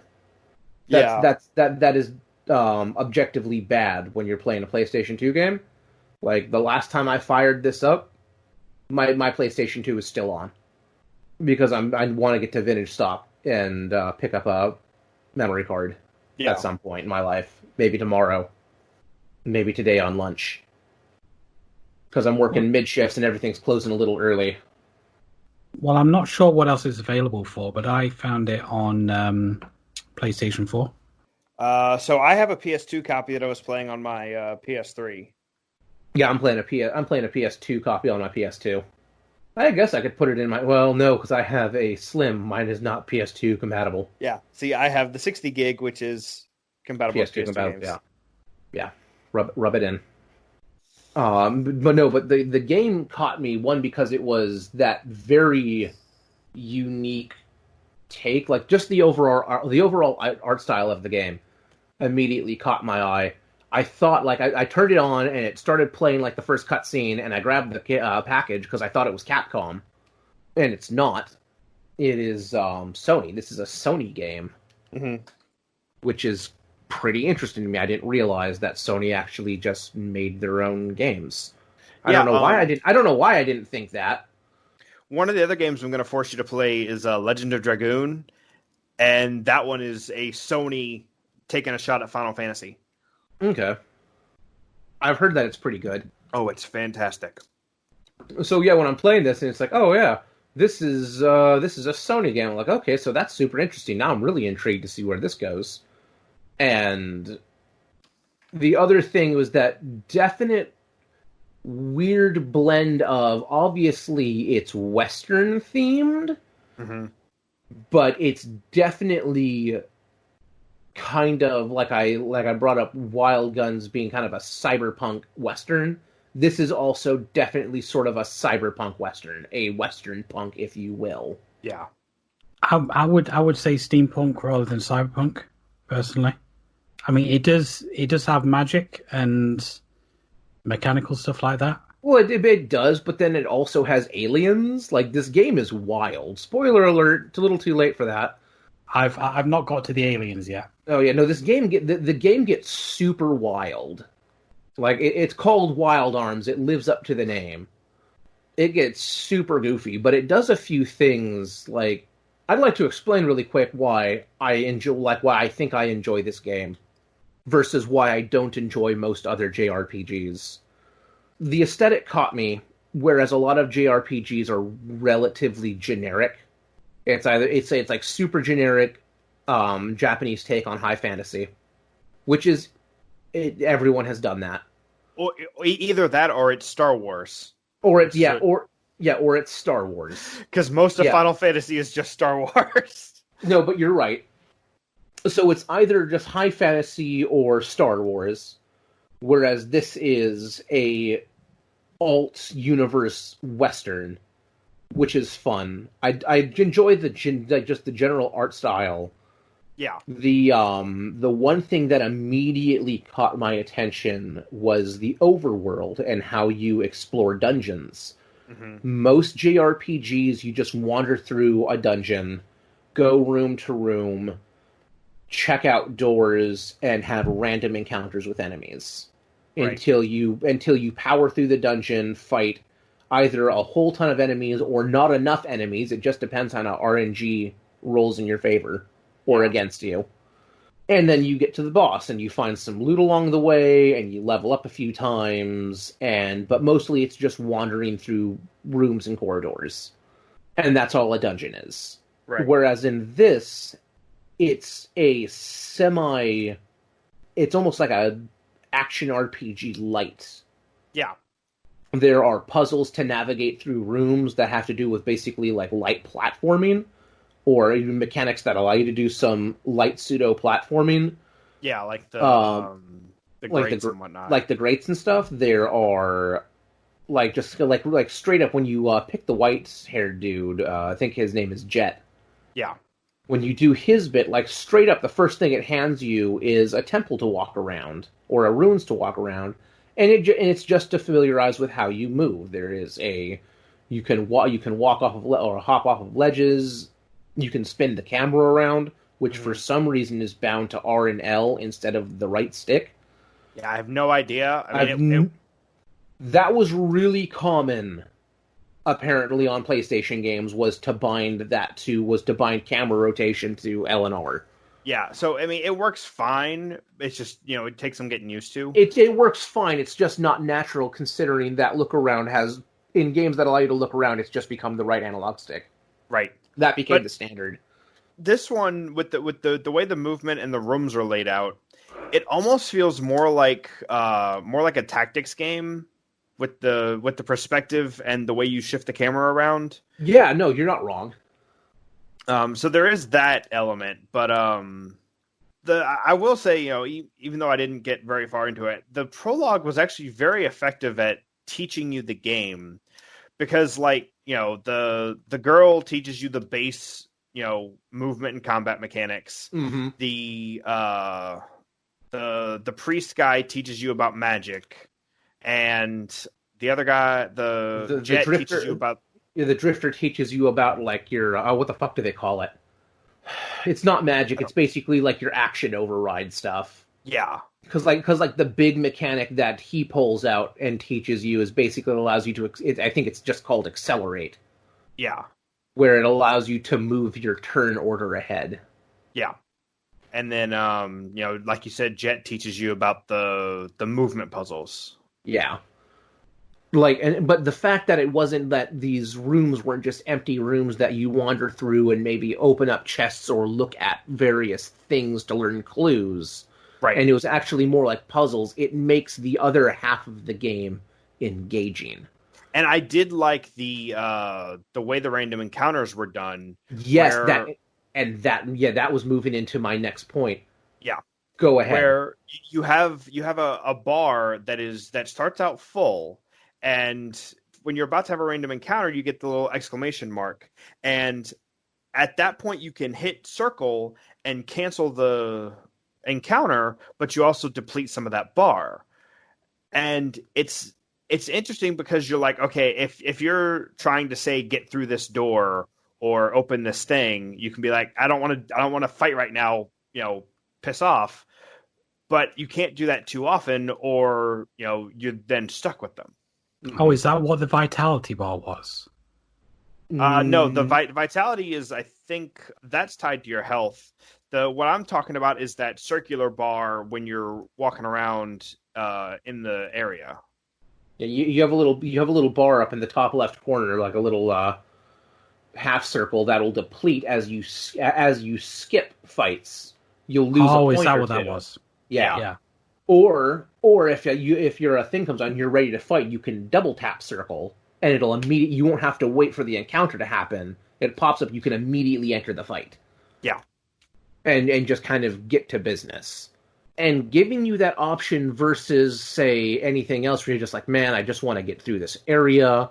I don't want to fight right now. You have to get a random encounter, does a transition screen, does your whole like, oh boy, we're in a fight now. Then you have to menu out and try to run away, and you can either escape the battle or you can't, and you get stuck there. When one of the best mechanics in the re-release version of Final Fantasy VII is that you can just turn off random encounters, there is something to the idea of being able to skip them. Well, it's because it's always RNG. Yeah. So, like, the whole situation in, like, Final Fantasy, like the original Final Fantasy, one of my biggest beef was, like, I'm going to try and I want to walk up this pathway, and I'm going to enter the temple. And you're going to have random encounters. It's an RPG. You were always expecting random encounters. But when you hit the situation where it just rolls really high against you, and you exit a fight, take literally 2 steps, and you're in another one, and then that happens 5 times in a row, and you're about to go into an area that's going to have much more difficult encounters, so now you have to turn around, muscle your way back to town because you already burnt up your potions, buy more potions, and then try it again. That's annoying. Versus in this situation, that, like, let's say you've gone through some fights, you're kind of hurting right now, and you don't want to burn up potions and keep fighting, even though you get the experience grind out of it. You might just want to hold on to those so you can just kind of work your way towards the boss fight. Or you hit a situation where it's like, oh man, I need to leave, and I can't afford to get into a fight. If you've saved up your skip points, I don't remember what they're called, you can theoretically bust through the rooms and escape. Yeah. And skip all of the fights. It's a super smart mechanic it's a super smart mechanic that doesn't ruin the classic JRPG style. Yeah. It gives you escape options, or honestly, you could just you can be like, I'm going to play this hardcore, I'm going to fight every single encounter. Right. And that's smart because it panders to 2 different people. It panders to someone who's really into the RPG style, the classic turn-based RPG style, or it panders to me, who kind of likes my JRPGs light. It's one of the reasons that I like Pokemon. Mm-hmm. In Pokemon, you don't run into Pokemon if you're not off the beaten path. Right. So you can always stay on the trail and never have a random encounter. Or you can be like, I'm going to go hunt Pokemon, and I'm going to go run around in caves or tall grass. Exactly, and that little bit of control over the encounter makes all the difference. You always know when you're going to get into a fight on the road because you see a trainer ahead of you. Yeah. So I might need to heal my Pokemon up really quick because I can't walk around that trainer. He's going to fight me. You have that little bit of controller and heads up, or you can just start jogging through the tall grass and getting as many fights as you want. Another thing similar to that is just because of the whole system, they balanced XP gain really, really well in Wild Arms 3. Mm-hmm. Now, I've heard that to go for 100% completion, there's some like extended and secret areas that are just brutally difficult. Like, but that's like end game stuff. That's just insanely, like, murderously difficult, and you have to grind and grind to be leveled up enough. But from when I was just kind of doing some research on this game, while I was waiting for it to come in, apparently, as long as you just do encounters pretty normally, you are more than level enough to have a solid fight against the final boss.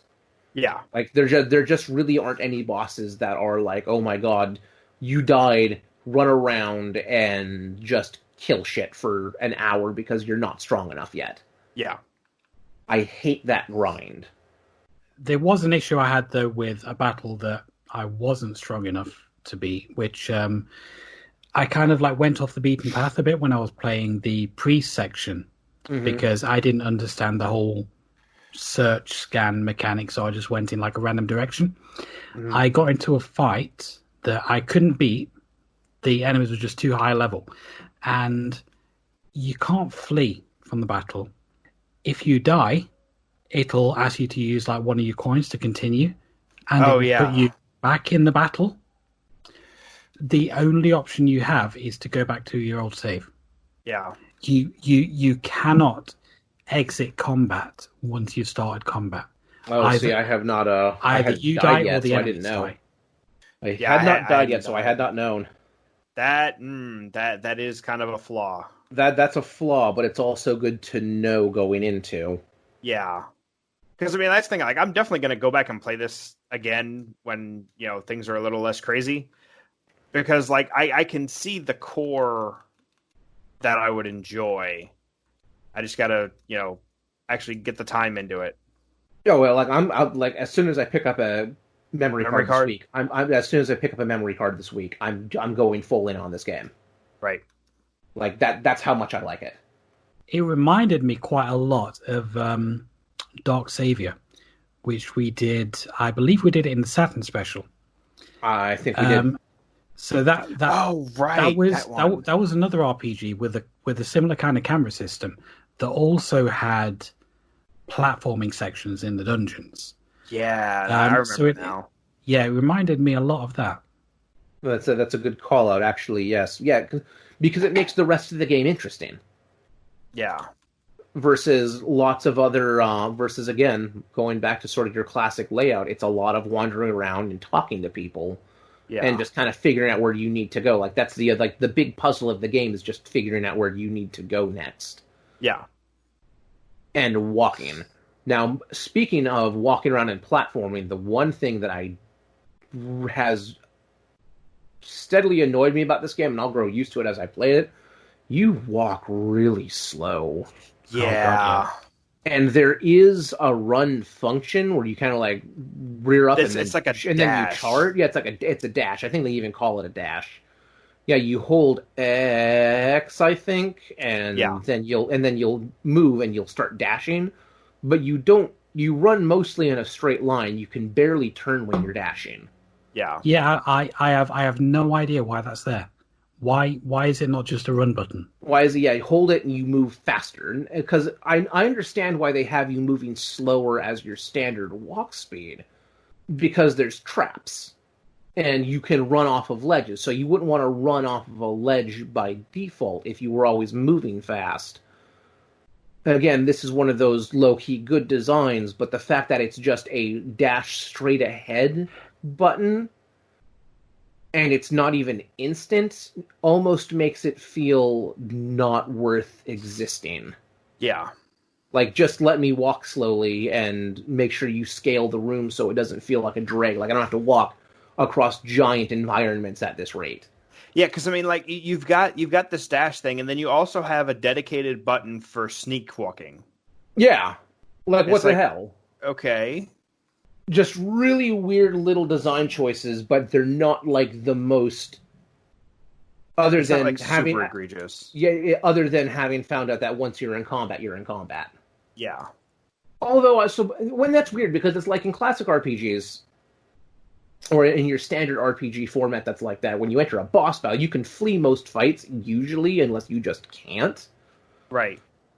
Most fights, like the ones you can't leave, are boss fights. Right. Once you engage a boss battle, you've engaged a boss battle. But also, any half-decent RPG lets you know you're walking into a boss fight. Like, either it'll straight up just know that you're walking into it because it'll almost outright tell you, or there's just enough clues going on and enough, like, environmental information that you know, oh, I'm walking into the boss room now. Yeah. In the first Final Fantasy, in most cases, you actually have to click to speak to the boss to start the fight. Right. So you know to save.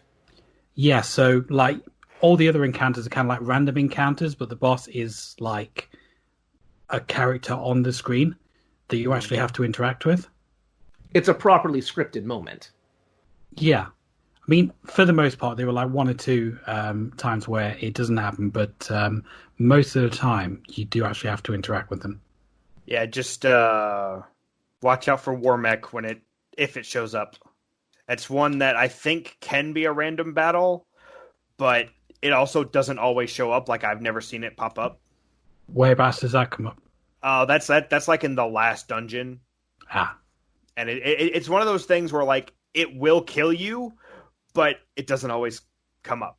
Ah. That's weird. Yeah, it's just one of the weirdest enemies in the entire game. And, you know, like, if you're over-leveled, you can handle it, but most of the time, it's going to wipe you.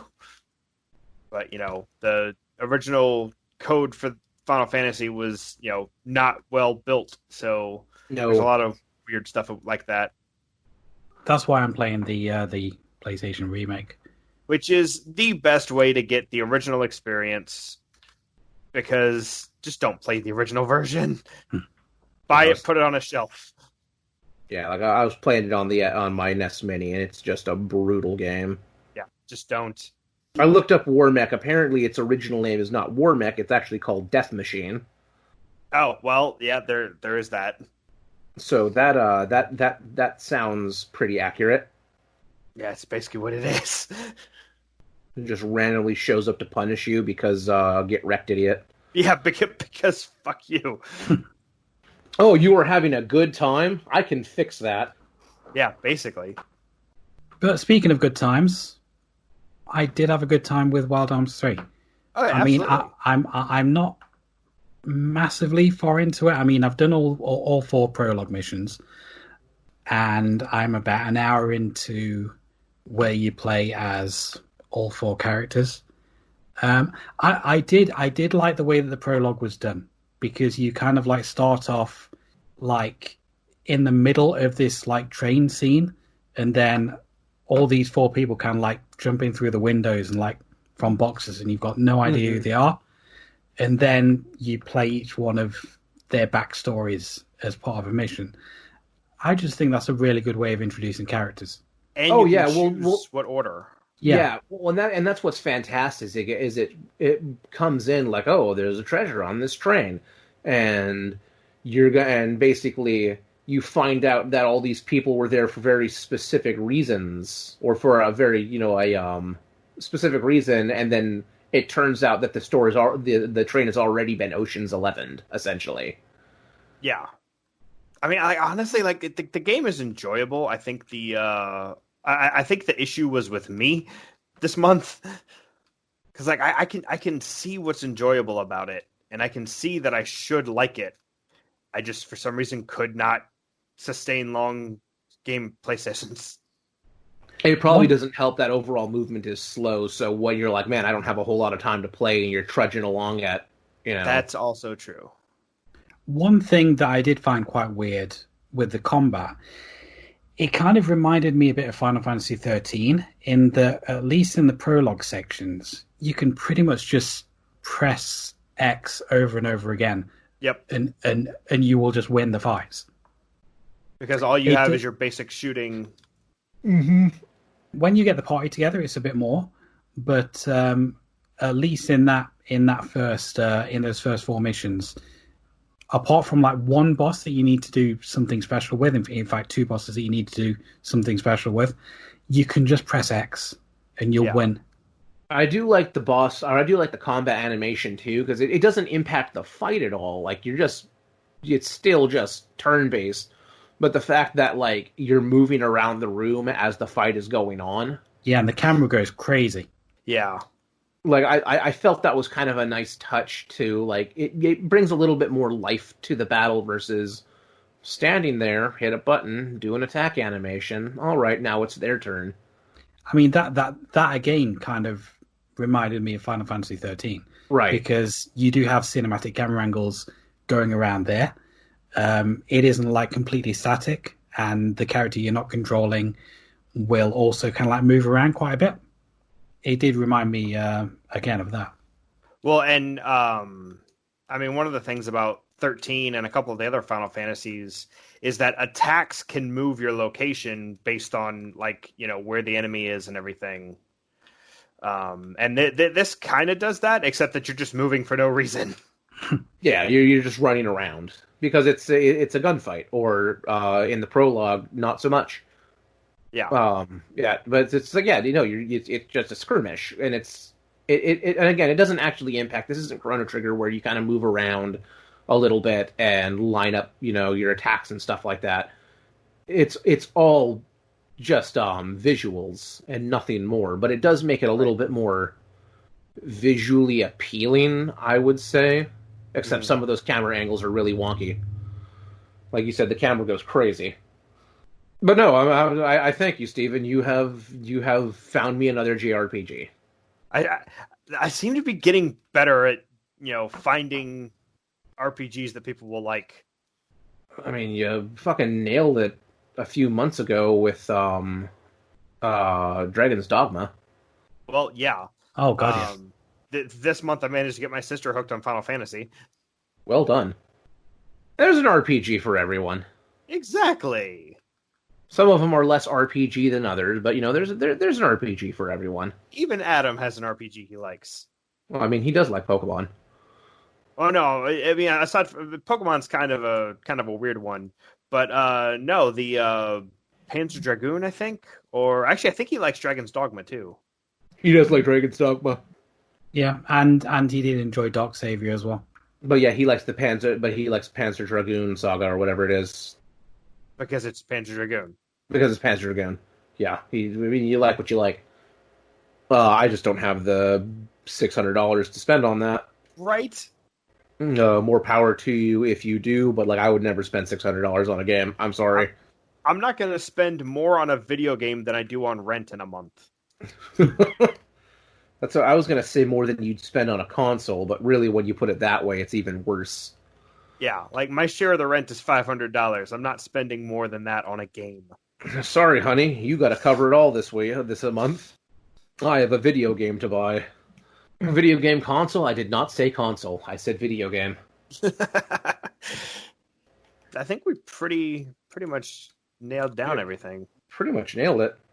Well, I would also like to point out as well before we finish that the music is really good as well. Oh yeah. No, I would. I can't believe I brought up Sunset Riders music and didn't bring this up. Yeah, no, the music in this was, because it's not just straight up westerny music. It is a blend. Yeah, it's kind of poppy, funky. It's, but there's like some of that spaghetti western music like mixed in, some of those effects and tones blended in, so you get kind of that westerny vibe, but it's not just cowboy music. It's not harmonicas and banjos and some dude whistling. Yeah. No, and the pre-rendered intro movie has got some really so really good. nice music. Very yeah. Oh man. I wish there was an entire anime for this game, because like that intro movie was great. Like it's absolutely excellent. And when I get my card, and because I'm afraid that I might have to turn my PlayStation, I don't want to get too much farther in because I'm afraid I might have to turn my PlayStation off. Right. But once I get my card and I go through, I probably won't 100% it because I don't do that with RPGs, but I'll do the main story. Absolutely. Right. I'm going to look into Wild Arms 1 and 2, because I've heard that 2 is the best game in the series.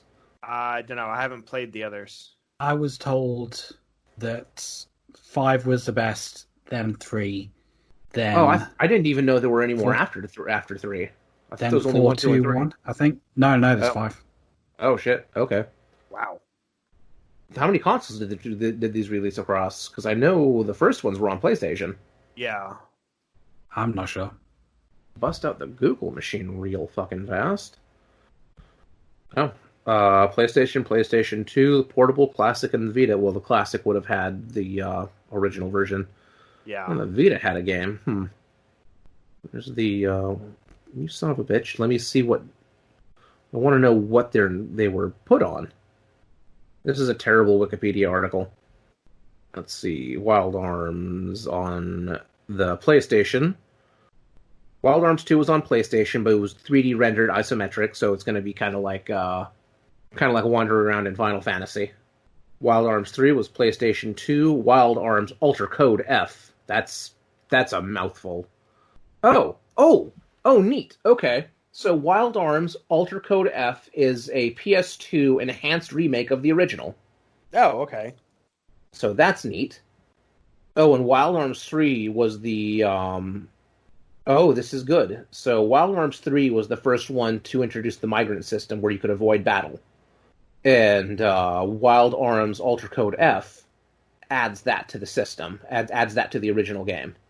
Oh, okay. So I might pick that up then if it's not terribly expensive. Watch it be like a $400 game for no reason. Wild Arms 4 is doesn't say what platform it's on. But it's according to the Wikipedia article, it's a more action game like approach where you can run and jump and slide past obstacles.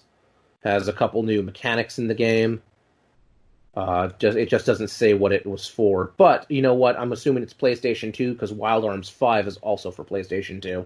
Yeah, so makes sense. And then It's weird that they aren't on PSN then, because Wild Arms 3 is on PSN as like a PS2 classic title. Mm-hmm. But 4 and 5 aren't.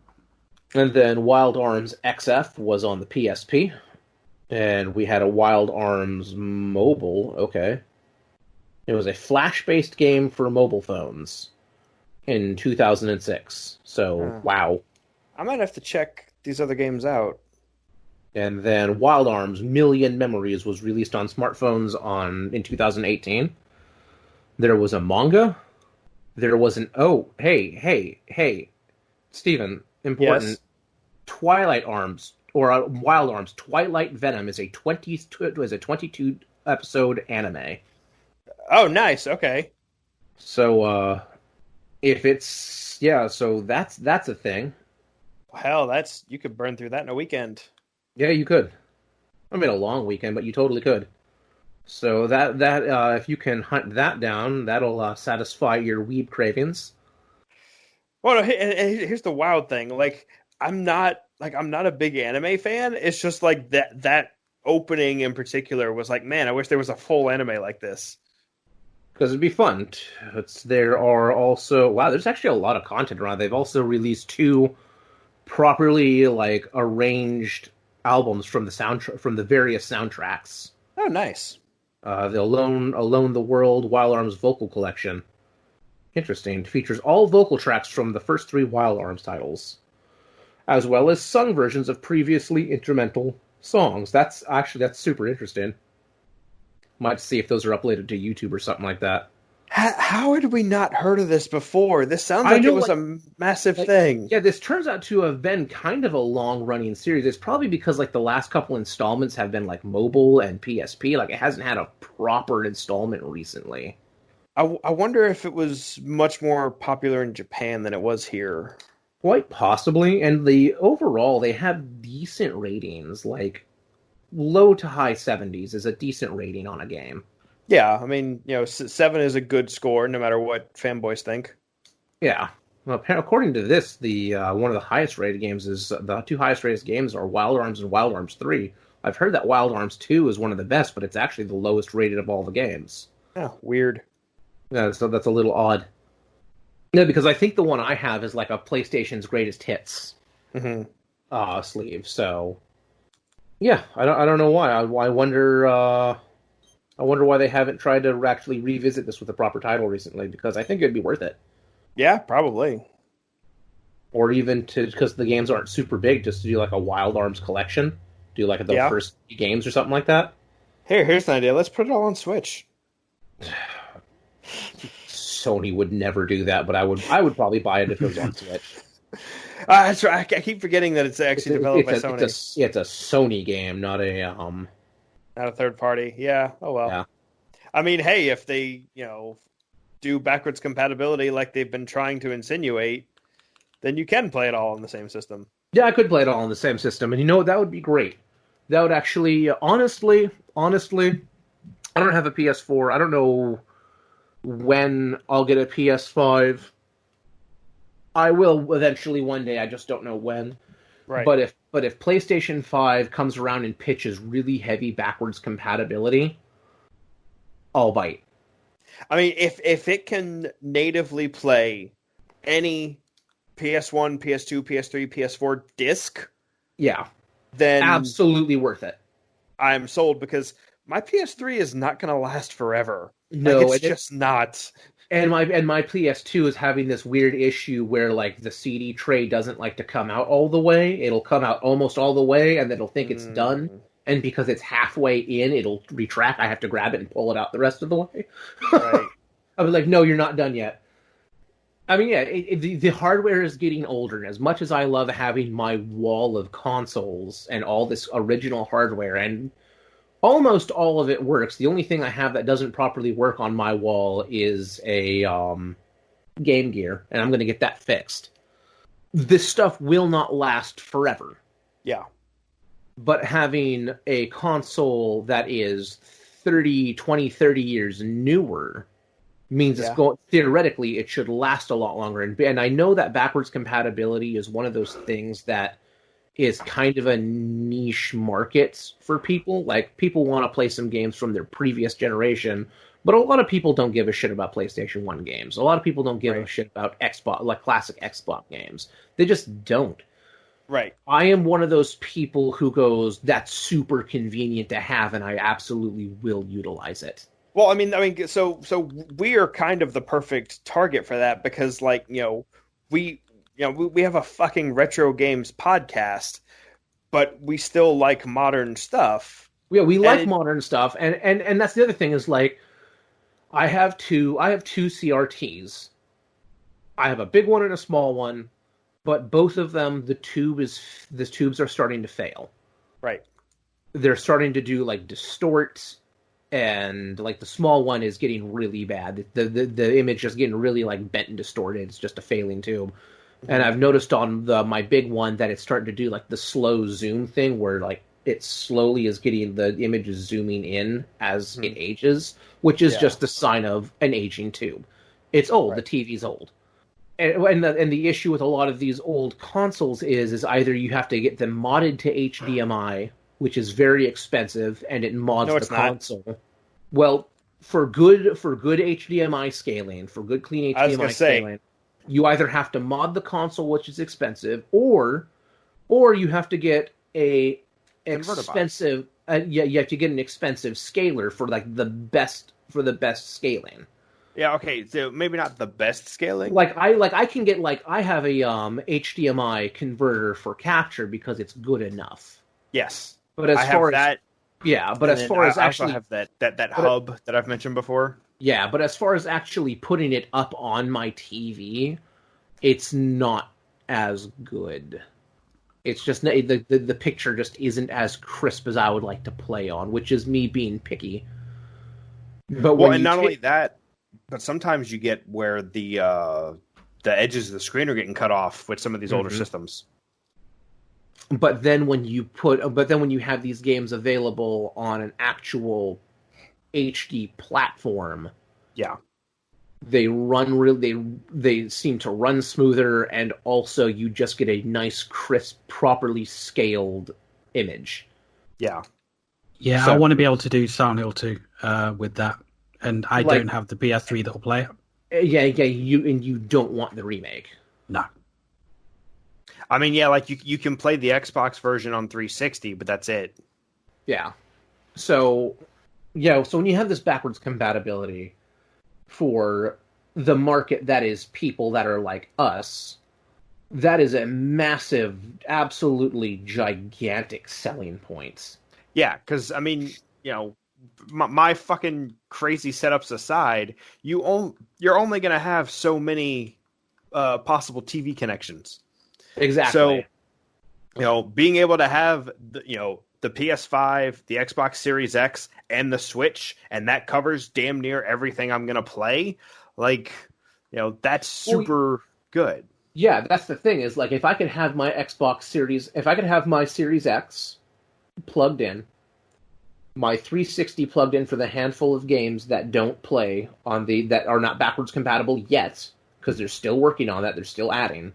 Right. And then I wouldn't have to have my PlayStation or PlayStation 2 plugged in. Mm-hmm. I could just have a PlayStation. I don't have a PS4 yet, or a PlayStation 4 plugged in. I could just have a PS5. Yeah. That would be outstanding, because I can have just one USB hub or one HDMI hub that handles all of my HDMI consoles at that point. Yep. And then obviously my mountain of Nintendo consoles, because they won't let me buy my games on the Switch. Yeah, so I mean, there's obviously the Wii U. The Wii U also goes a long way towards that, and that's one of the reasons I'm so pissed we haven't gotten the Switch Virtual Console, because the Wii U Virtual Console eliminated systems from your setup. It did, because the library was huge. I think we bitch about this like every other episode. We do. And Nintendo still doesn't listen. See, the thing is, unlike the Mana series, I don't think we're gonna get that one. Probably not.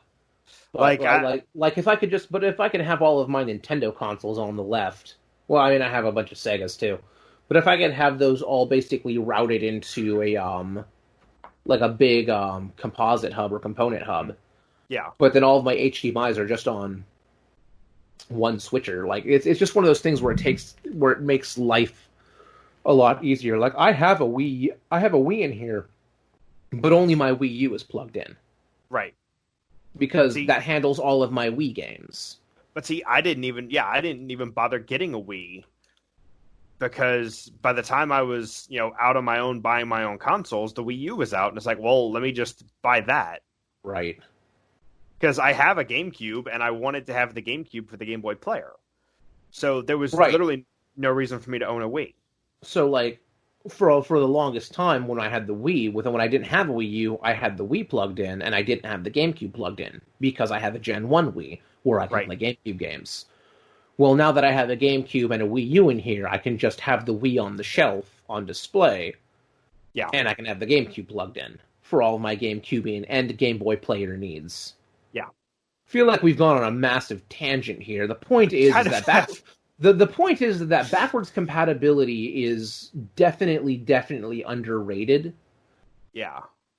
Because for the people who want it, it means so much. Like you can give me all the nonsense about how much tech is in the PS5 and how great that is for games.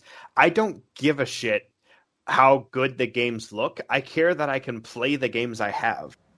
Like that's the whole thing. Because it just makes that piece of hardware more valuable. Yeah.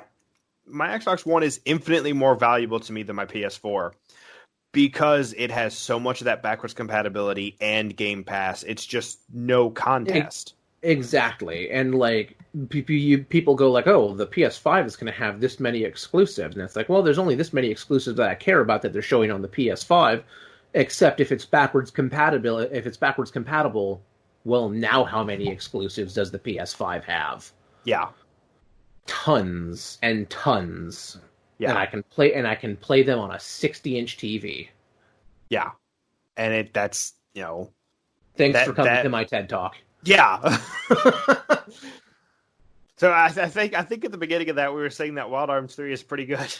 Yeah, I think that we went on a nice tangent there for and it would be pretty neat if we could play the Wild Arms games on a PS5. Yes. That there it is. Loop back around, full circle. But yeah, no, Wild Arms, good stuff. Honestly, I think, and maybe someone will. It's hard to compare the games because they're different. I've been enjoying Wild Arms better than Sunset Riders, Oh, and yeah, I like that game. definitely. Definitely. I mean, it's not fair to compare them. Yeah, I'll probably go back and put some more time into it. Yeah, I'm going to go back and I'm going to at least finish the story in this game, and I'm going to do it very soon. Yeah, I don't know if I'm going to even touch Sunset Riders without another person with me. That's So- fair. It's an arcade game. It was meant for multiple people or multiple Yeah. quarters. I've got a pocket full of friends. That sounds like drugs, I mean, I was thinking pocket full of shells, so that's not much Oh, better. right? Let's take a quick musical interlude, and we'll come back and tie up and also announce the winner. I meant to do this in the news, but announce the winner for the 1 year of Switch Online from last month. Yes. We did have a winner.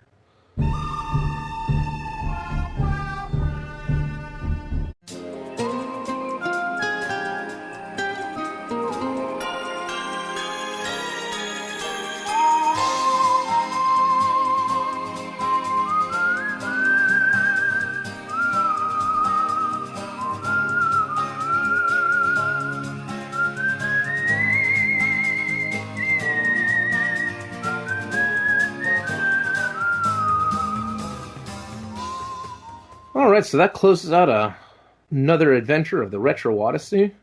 I do wish there would be more cowboy games in general because, like I said, it's not historically accurate.